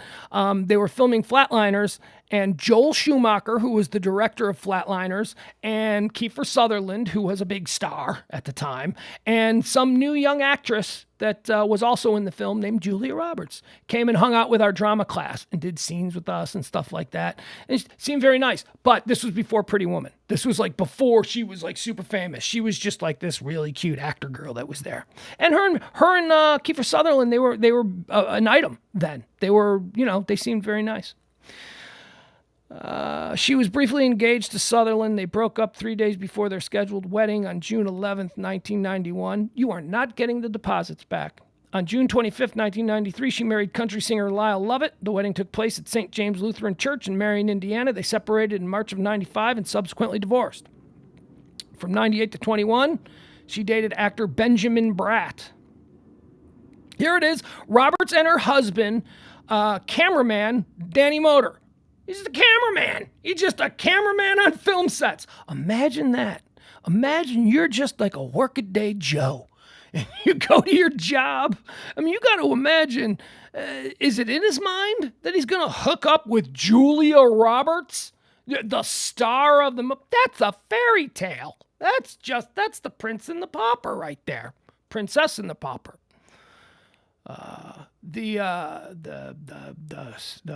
The celebrity and the cameraman. He's got to be really good looking, right? Let me see. Okay, he's got his own page. Let me see. Because that is the great equalizer. If he's like smoke show hot, then it's like, doesn't matter. He's a cameraman. She's just, all right, doesn't matter. We're not gonna get bogged down in that. But yeah, so there you go. So Khloe Kardashian, my advice to you, if you want to stop trending for embarrassing situations like your baby daddy knocking up more women, maybe you should date, I don't know, the car valet that brings your car around the next time you're drunk in a club. Take that guy home. See where that goes. That's all I'm saying. Just see where it goes. Chevy Chase is trending. Chevy Chase is trending today. I don't know why. Chevy Chase, well, actually, I do know why. He's trending for a couple of reasons. Chevy Chase is trending today because people are talking about the Christmas Vacation movies. And they're talking about how great Chevy Chase was. And, oh, my God, he's so funny. Chevy Chase was so funny back then. I don't know about him anymore. You know, we've talked from time to time about the reputation that Chevy Chase has as being a world-class a-hole. But you can't deny the fact that he was funny. He was funny. Clark Griswold in the Vacation movie franchise is one of the funniest film characters in Hollywood history. Clark Griswold is awesome. And Christmas Vacation, the Christmas movie, I went on and on and on and on and on the other night about my favorite Christmas movie being Love Actually. But, I would put in the top 5 National Lampoon's Christmas Vacation. Christmas with the Griswolds. That's a good one. Julia Louis-Dreyfus, a not yet superstar power. Julia Louis-Dreyfus played the neighbor, the yuppie neighbor who didn't like living next to the white trash Griswolds. So he's trending for that. People are singing the praises of Christmas Vacation. And also people are openly wondering why. I tweeted about this. If you follow me on Twitter, you may have seen this tweet today. Pugs Moran on Twitter, Pugs & Co. So he's also trending because people are celebrating the wonderful new Hulu series. It's not even new now. Only Murders in the Building. Only Murders in the Building stars Martin Short and Steve Martin. And, of course, that's 2/3 of The Three Amigos. The Three Amigos, that movie from the 1980s, a comedy classic, generational favorite. Three Amigos starred Steve Martin, Martin Short, and Chevy Chase. And people are openly wondering why, or would Only Murders in the Building have been better if instead of Selena Gomez as the third to Martin Short and Steve Martin, what if Martin Short, Steve Martin, and Chevy Chase had been the central characters in Only Murders in the Building? And, based on what I know about, here's what I know about Steve Martin and Martin Short. They seem by all accounts to be well-loved, respected, and fun guys. Nice guys. People don't really talk a lot of shit about Steve Martin. People don't talk shit at all about Martin Short. Martin Short is arguably one of the nicest, kindest, friendliest people that have ever been in Hollywood. Martin Short. I listened to the Martin Short bio book. I like to fall asleep at night. Listening to these books on tape on YouTube, and I only listen to bios. I did Joan Rivers, Johnny Carson. Ooh, Johnny Carson was not a Martin Short. Johnny Carson was more in the Chevy Chase camp. Johnny Carson could be a dick. So Martin Short, wonderful guy. Steve Martin, wonderful guy. Chevy Chase, not so much. So they went with Selena Gomez as the third. And I have to imagine that it went something like this.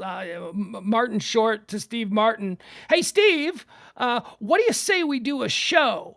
And Steve says, hey, that'd be great, Marty. Why don't we invite Chevy to come along? And then Marty, something like, sure, Steve. We can do that. But here, how about this? How about instead we get a really beautiful young actress instead of done deal. It's like these two iconic old comedian guys and then this beautiful young Selena Gomez. And honestly, if I had to spend 6 to 8 weeks out of my year hanging out with Chevy Chase or Selena Gomez, I might go with Selena Gomez too. I might say, let's see what this girl's all about. Selena Gomez is like 31 years old. She's great in this. I didn't know anything about Selena Gomez. I really didn't. I know she was like a Disney star years ago when she first popped on the screen. She's like a 17-year-old kid. It's like, is she attractive? Yeah, for a kid. Yeah. I mean, yeah, she's cute for a kid. But she's like 30 now, and she's gorgeous. She really is. She has a sense of style in this show. If you've seen Only Murders in the Building, Pugs, there you go. You claim you're a heterosexual, but look at you. You're telling me the thing you like most about Selena Gomez is the way she dresses? Now, I didn't say that's what I like most about her, but I did say that, she wears cool clothes. She wears the kind of clothes that I wish I had a girlfriend that wore Selena Gomez type clothes. She look kind of funky, kind of fun, colorful. So that Chevy Chase is trending for that. People are getting into that nonsense. Oh boy. Okay. I always try to tell you people, I may be a man of searching for their faith. I begrudge no man his faith. I think that if you have found the answers to getting through this life, God bless you.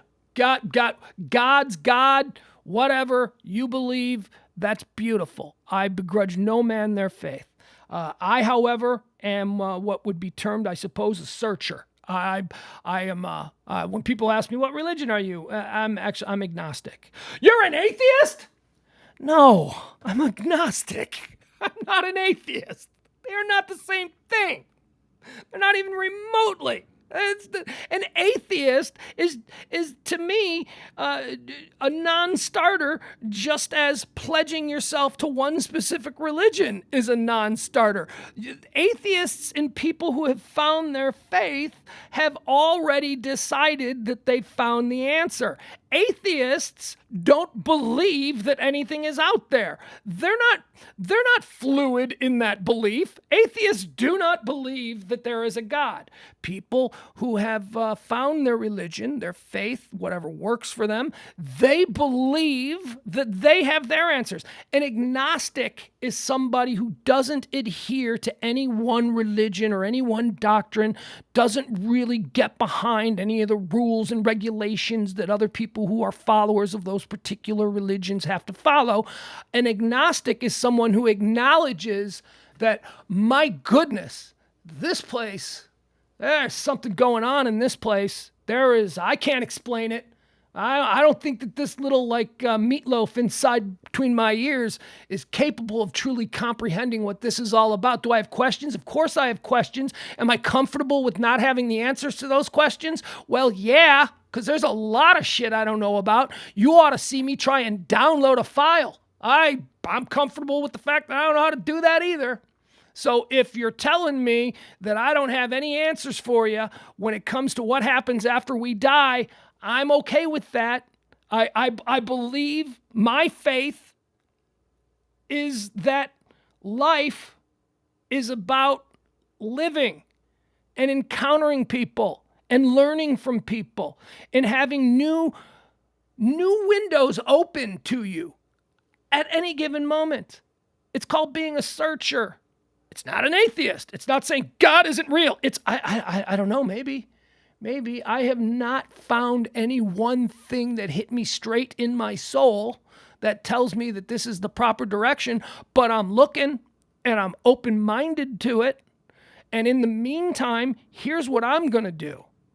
I'm going to look around at my fellow man. I'm going to deal with humanity as it occurs right in front of me in my real life. And I'm going to try and be like that cool-ass dude Jesus and just love everybody. Oh, but Jesus was the Son of God. I don't know. I'm not going to go there. Son of God. I don't even know if there is a God. Here's what I do know. Jesus was a dude who said some really awesome things. Jesus, to me, was a philosopher.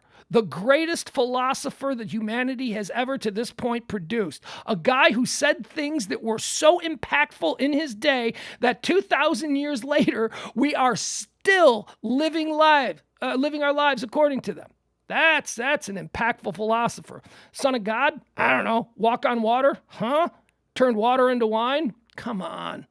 What are we, Harry Potter in this thing up? It's not enough that he was just one of the most truly enlightened individuals who has ever walked this way. I don't know. Hey, maybe he is. Maybe you are right. And I don't begrudge your comfort in landing on that position. That's great for you. I don't, but I'm not there yet. I hope maybe by the time I'm 80 years old, I'll have some answer.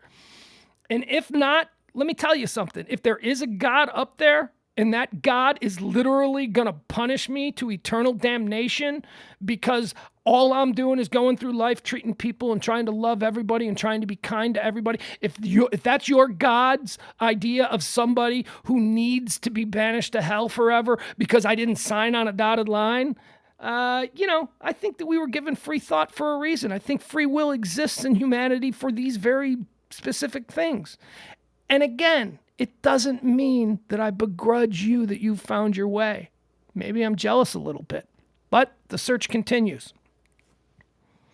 So having said all that, now I'm going to tear the shit out of Joel Osteen. Joel Osteen is trending today. Gee, Pugs, you just sounded like an absolutely beautiful man, and now you're going to tear the shit out of Joel Osteen. I am, because I don't like that guy. I don't like any guy with fake teeth who's asking me for money, who has a whole bunch of jets, who has... Actually, I don't know that. I don't know that he's got a whole bunch of jets. But why is Joel Osteen trending today? Well, I'll tell you why. Because a plumber finds a cache of money behind loose toilet in a wall at Joel Osteen's Lakewood megachurch. So here's the story. I don't even need to read it.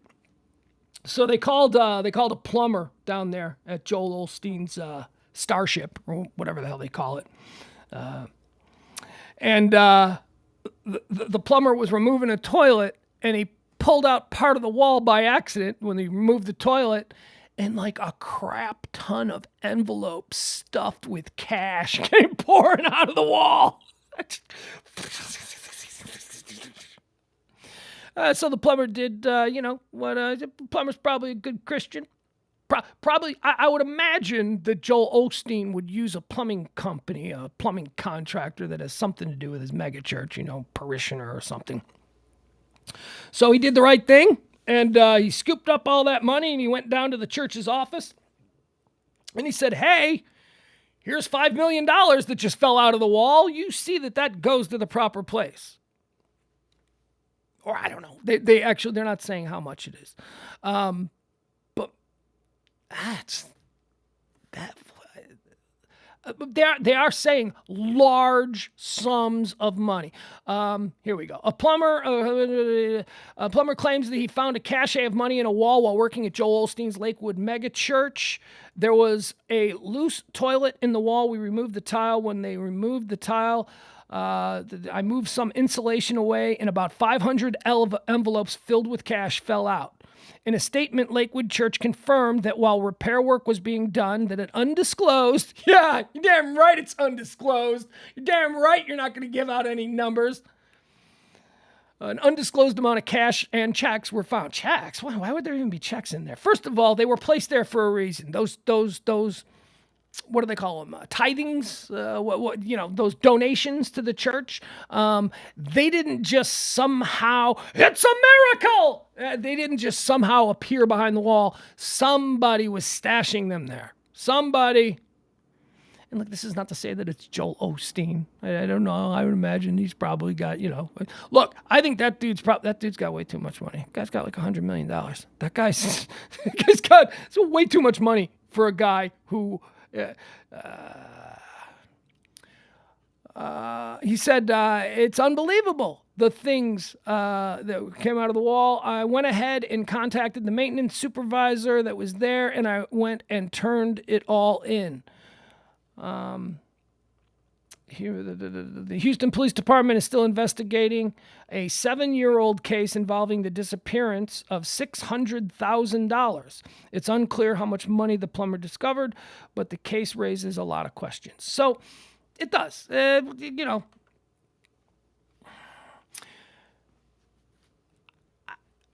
Remember me from like 3 minutes ago where I was talking about, hey, I begrudge no man his faith. I begrudge, whatever you can do to find your way in this world. God love you, whatever, whoever that God may be.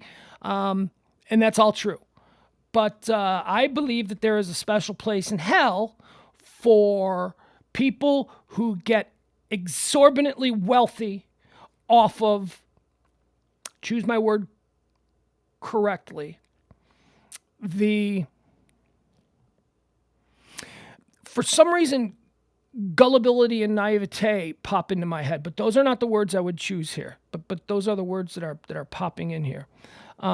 Exploiting people seeking answers is maybe a better way to say it. I have absolutely no love, admiration, respect, anything like that for the Joel Osteens of the world. Joel Osteen is worth $100 million. $100 million. What does he do? He preaches that, what's it called? The prosperity doctrine. How convenient for you.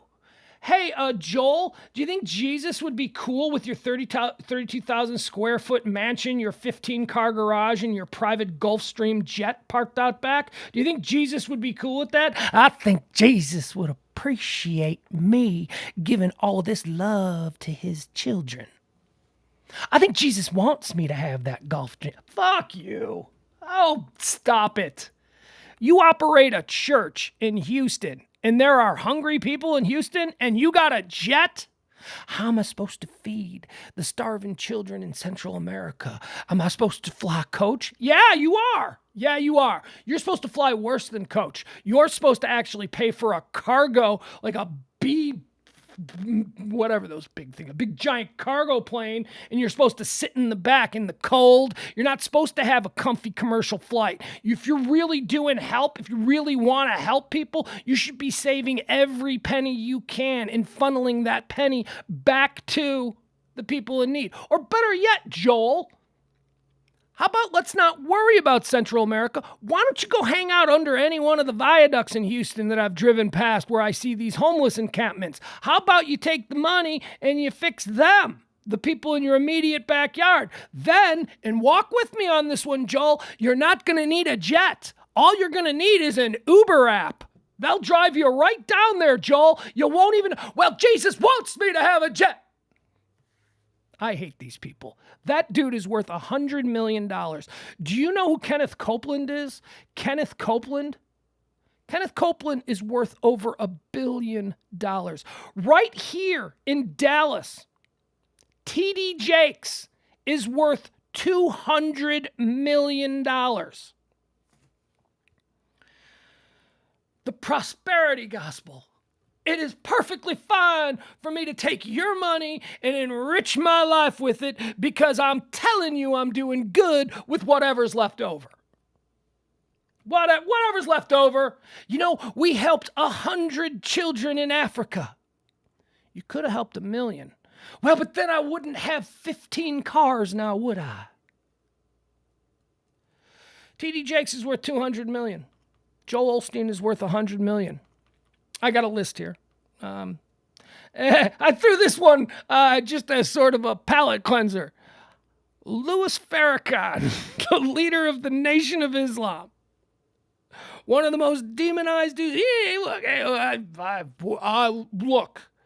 Look, I am very familiar with the South Side of Chicago. I have had, not run-ins, but I've had experiences with real hardcore Nation of Islam dudes. I mean, there are neighborhoods where you see them. Oh, funny story. I was once driving to work downtown. I was living in, if you're familiar with Chicago, I was living at roughly 81st and Tallman, and I took 79th Street towards the Dan Ryan Expressway. I was running late. Typically, I wouldn't go that way, but I took 79th Street straight to the Dan Ryan Expressway because I needed to get downtown rather quickly.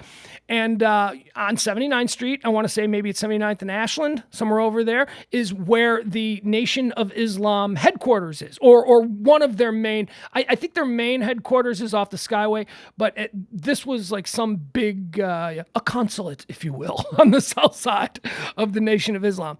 And I'm driving, and I look over to my right, and I see this like nondescript black sedan with some Islam dudes in there, some Nation dudes. You know what I mean? Black guys with the Malcolm X glasses and the black suits with the white bow tie, or the white shirt and the black bow tie. And I look over and I'm like, oh, okay. Well, I am in that neighborhood. Got to be cool. I look over to the next to me. I look over on the other side of me. Same thing. Another nondescript. I'm like, oh my God. Oh, I am surrounded. I am a white guy in a neighborhood of the Nation of Islam. And I'm sitting at a stoplight. I don't know what this is about. And there was a couple cars in front of us, whatever. So light turns and I start to drive and I'm looking. Oh my God. Now I look behind me. Now there is a van behind me, a big, like maybe in my mind, it's a black Men in Black man, but whatever. And I look behind me and I can see that the driver, black suit, Malcolm X glasses, bow tie. I got one on the right of me. I got one on the left of me. I got one right behind me. And I'm like, holy shit, let me look at what is that in front of me? Holy cow, there's a Cadillac in front of me. And I'm like, holy, what is going on? And I noticed that the Cadillac in front of me had these, I'm not going to say that they were different plates. They were almost like head of state plates, which is like there was some distinction on the plate that maybe, and then there were all of these Nation of Islam sort of accoutrements on the limousine Cadillac in front of me. You guys, I had accidentally merged my way into the middle of Louis Farrakhan's motorcade. And these dudes were all around me because I'm some crazy white guy in a neighborhood where I shouldn't have been. Oh my God. And I just slowed down and I let the two cars go in front of me and then the van went around me. But that's what that was. They saw a white guy in the neighborhood and maybe they thought, I don't know, did the Cadillac, I don't remember how the Cadillac got in front of me. Maybe it pulled out and I was behind it, but they saw me and I was following it. And like I said, I was in a hurry. So I wasn't really paying attention. And then suddenly I almost died being a threat to Louis Farrakhan. Kenneth Copeland is worth $1 billion. T.D. Jakes is worth $200 million. Joel Osteen is worth $100 million. Louis Farrakhan net worth $1.5 million. So make of that what you will. The Catholic Church. The Catholic Church is worth between $10 and $15 billion. Do you know what priests make? Do you know what Catholic priests make? The Catholic Church is worth estimated between 10 and 15 billion. Priests are paid on average between $20,000 and $50,000 a year. That money trickle down, huh? Huh, Pope? Where's the trickle down for the local priests? 20 to 50K a year for priests. Incidentally, I looked up rabbis too. I wanted to see what rabbis make. The average pay for a rabbi of 10 years or more is $50,000 a year. All right, there you go. You know what? I think we're pretty much out of time. You know what I'm not going to get to talk about? We're not going to cover Alec Baldwin.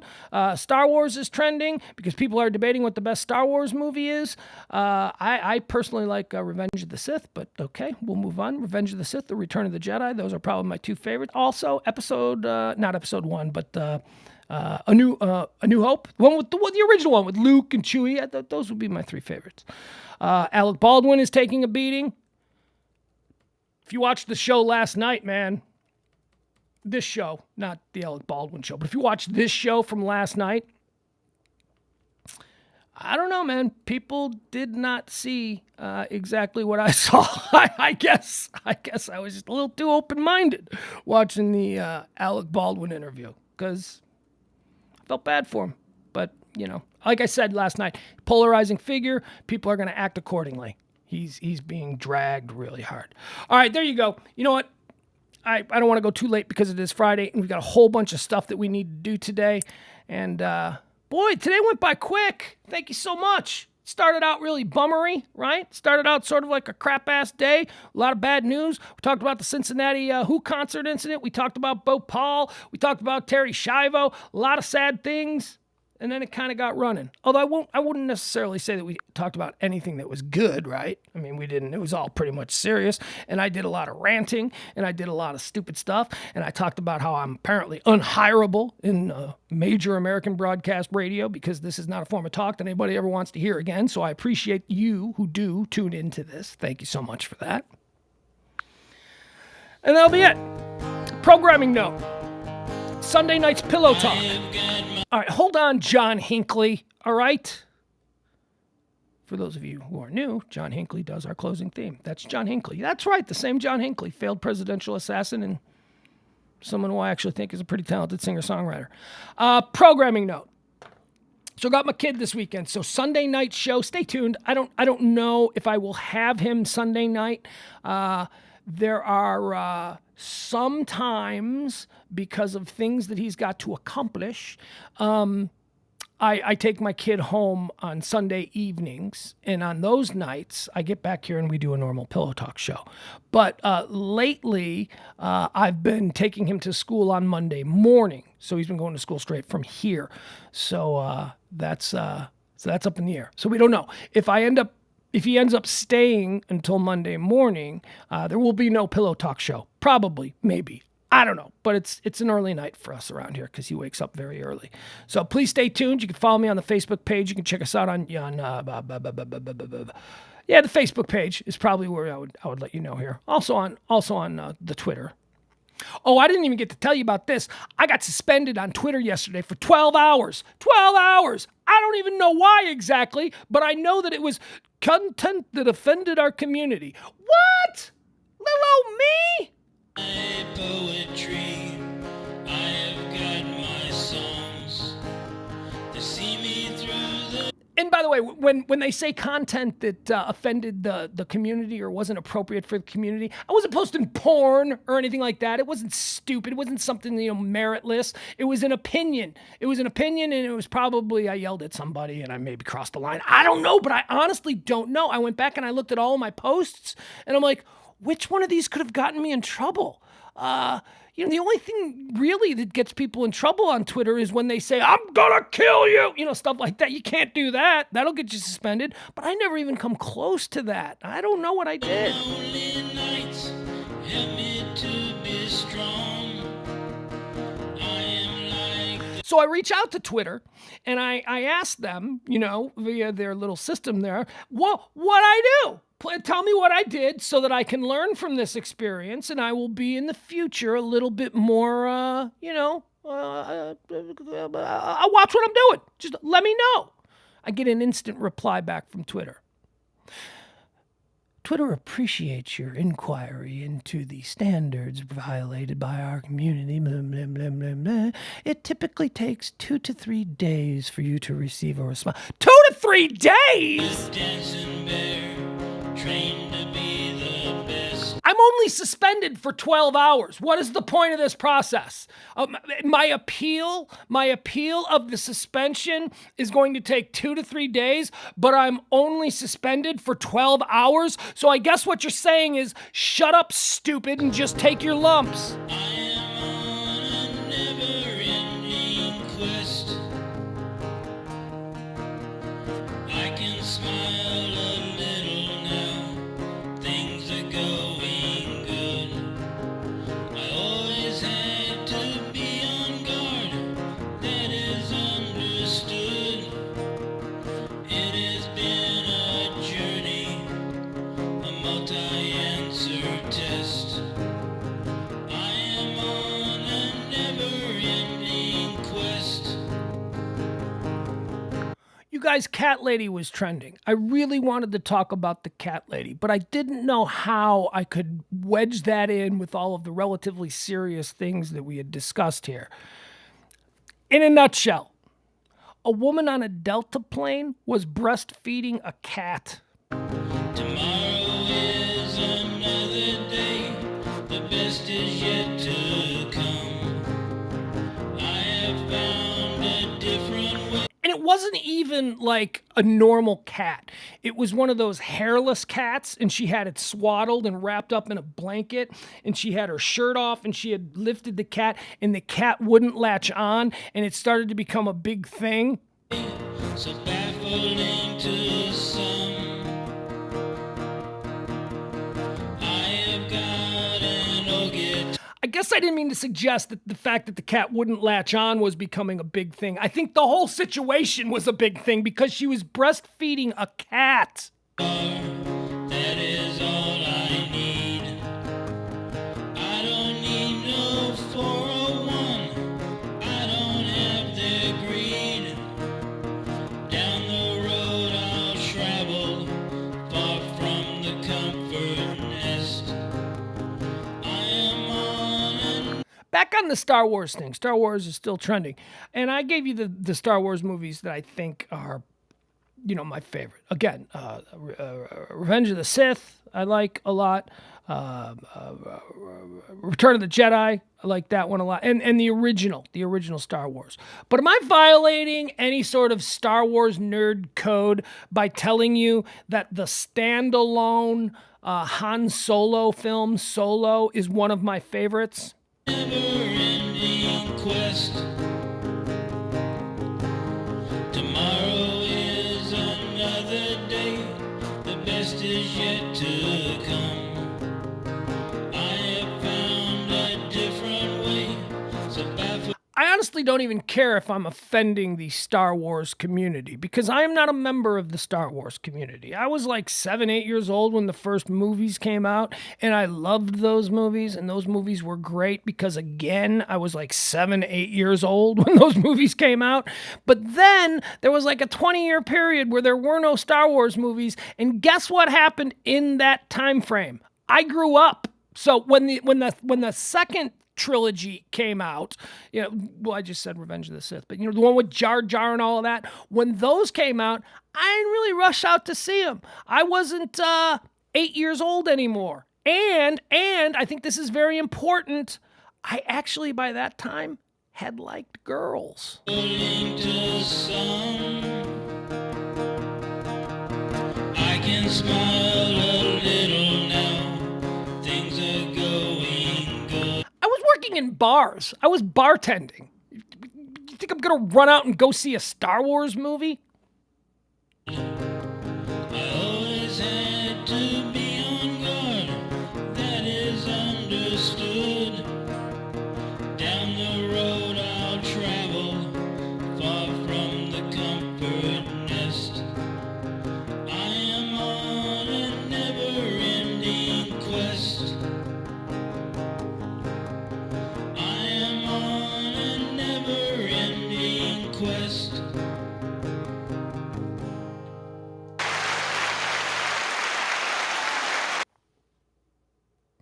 All right, that's enough of that. All right, so quickly, we're going to do this today a little bit quicker than we normally do. I'd like to come and pull the curtain back, and we try to pay a little bit of attention here to the chat room, the things that you guys have been talking about in here. I got stuff I got to do. I got running around I got to do. I go, oh my God, I got to clean the house. I got to do laundry. I got to go to the bank. I got to do all kinds of stuff. I got bills to pay. I got to help old E Sunglasses. I got to help him run a mission. He's got to pick up his car from the car dealership, and then I've got a car thing I got to do. Oh, it's crazy. Okay, so Jeff says, if you were going to be gay, you could do a lot worse than E. Okay, that's interesting. All right, that is it, because that's earlier I introduced E as my partner and then made a point to say, we're not gay or anything, that's just, if I were gay, no, I would not, okay, you know what would be a fun exercise to do right here? If I was gay, which of my friends would I probably be most attracted to? Not going there. Nope, we're not going there. Never mind, moving on. Okay, they still have mad dashes for Georgia seating. Look at Cowboy Stadium. When I go to general admission concerts now, they have a line, and that seems to slow down. Okay. Let's see here. 100% Bailey Quarters. Jeff agrees with me. Bailey Quarters is better than Jennifer Marlowe. I don't know about better. I don't know. Better, I don't know. Like, what are we talking? See, when we had a discussion about the WKRP and Cincinnati girls, we the old Ginger versus Marianne argument. Who would you rather be with? And I said that, I like Bailey, but I think back then I was a romantic and I was a little kid and I didn't understand about one night stands. So, I mean, if you're asking me for one night, who would you rather have, Jennifer Marlowe or Bailey Quarters? You'd be a fool if you're not going with Lonnie Anderson, the 1980 bombshell version of herself. You would be silly. But like I said, as a little kid, I didn't know that was a thing. So I just thought I had to marry him for the rest of my life. And so the relationship is Bailey for sure. But look, if we're at a bar and it's closing time and both of them are options, every red-blooded American man is taking Jennifer Marlowe home. And why not? Because Bailey is probably not going to be as down, if you know what I mean, as Jennifer Marlowe would be. Jeff also says here, this is in the subject of the school shooting. Principals should have called in the school resource officer, suspended kids on the spot, told parents that if any of them are... Yeah, well, there's a lot of questions now for the school and the administration in the school district. That's what I say, that they are in trouble, boy. That's why I questioned the sheriff a couple of days ago when he made those statements where, I'm not getting into that, or don't believe that. I really think that the mayor or somebody, the town elders, got in that sheriff's head and said, look, man, this is going to be really bad for us. Don't go out there and make it any worse. And I called the sheriff out on it the day of.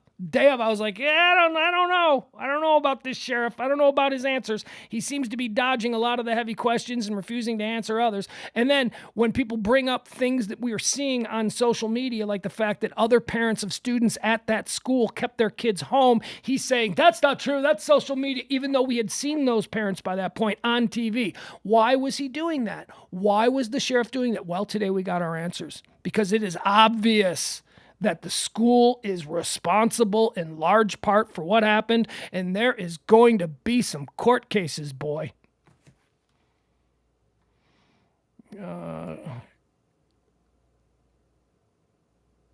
Rob Barr says the Cal Guard is the California National Guard. No, it's not, Rob. There is a California National Guard. Every state that is in this federation has a National Guard. The National Guard is overseen by the federal government. California, in addition to that, they have a California State Guard that is only answerable to the governor. None of us knew this stuff. None of us knew. We all know our National Guards, but we didn't know that there were 22 states and Puerto Rico that actually have their own, for lack of a better term, state militias answerable only to the governor.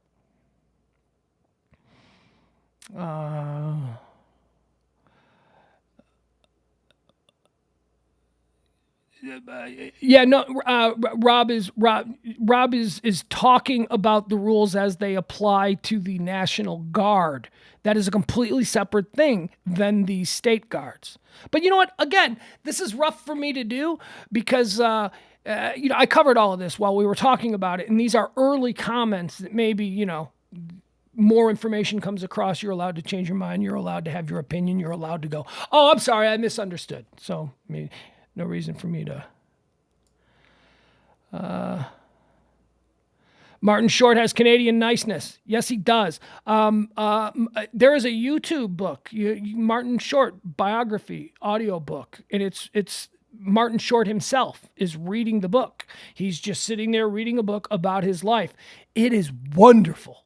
It is wonderful. I spent the better couple of weeks over last summer with that on my laptop as I went to sleep. Every night I went to sleep listening to Martin Short read passages from his book about his life, about his career. Fascinating stuff. If you're a fan if you're a fan of Martin Short, it's, can't miss. But if you also are a fan of SCTV, which he was a big part of back in the 70s, Saturday Night Live, which he was a big part of in the 80s, and any of the movies that he's been in. I mean, he's been through some rough stuff, man. Very sad stuff about his wife. He lost his wife. Lost his wife young, like back in the... I don't want to ruin it for you. It's a good book. It's a really good book. It's a good book to listen to. You're going on a long car ride, sure, you can pull up podcasts, but I don't know, man. Having Martin Short on the car ride for you for about 5 hours, reading to you about his life and his biography, that's not a bad option. Just saying. April says she just saw in a news alert that the Oxford parents had not yet been apprehended and that they may be on the run. Yeah, that's what we're seeing. Manhunt is underway for school shooting suspects. FBI, U.S. Marshals, police, fugitive teams searching after charges have been filed. So that's a whole thing. Maybe that'll turn into a thing. I don't know. Get 'em. Jeff says, Leslie says that where I heard that my brother routine last night had me laughing so hard I could barely breathe. I don't know what that is, Leslie. That oh yeah. You know what I heard? I heard Justin Bieber got bit. Yeah, okay, I know what you're talking about.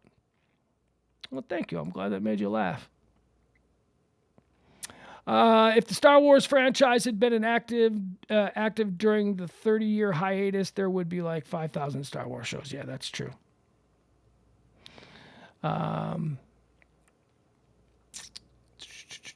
All right, that's it, folks. I'm sorry. We got stuff I got to do, and I didn't mean to cut it short, but I pretty much saw everything that I think I was capable of addressing. As always, love you guys. Again, don't know about Sunday night. Just stay tuned. But definitely, for absolute sure, rock solid certainty, we'll be back here on... we'll be back here Monday. Sorry. You know, when you do the show alone for 2 hours, and I'm just ranting and I'm ranting and I'm ranting and I'm ranting and everything's cooking and steam is coming out of my ears. And then I, downshift and I slow down for this. I sometimes I can't speak at all. It is a weird thing for me. My God, I just realized, a thought just popped into my head. Holy shit, dude, you are a narcissist. You are just sitting here talking, thinking that what you are saying is interesting. Shut up. Stop it. Nobody cares. So I apologize. But I do think that when I'm in that,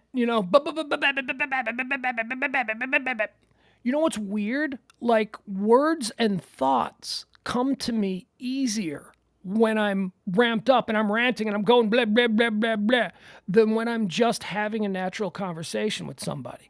If I'm just slowed down having a conversation, a friendly little thing with people, I'll pause a lot. What am I trying to say? I'll have that kind of situation where words do not come to me. But if I'm ramping and I'm running and I'm rolling, it's like those words just... It's weird. It's a weird phenomena that I've realized. I realized that moments before I realized what a freaking narcissist I am for feeling that I could share that with you. All right, bye, everybody. We'll talk to you. Love you. Have a good weekend. I'm going to have a great weekend with my kid, and we'll see you on Monday. Bye, everybody. I'm going to end the stream now.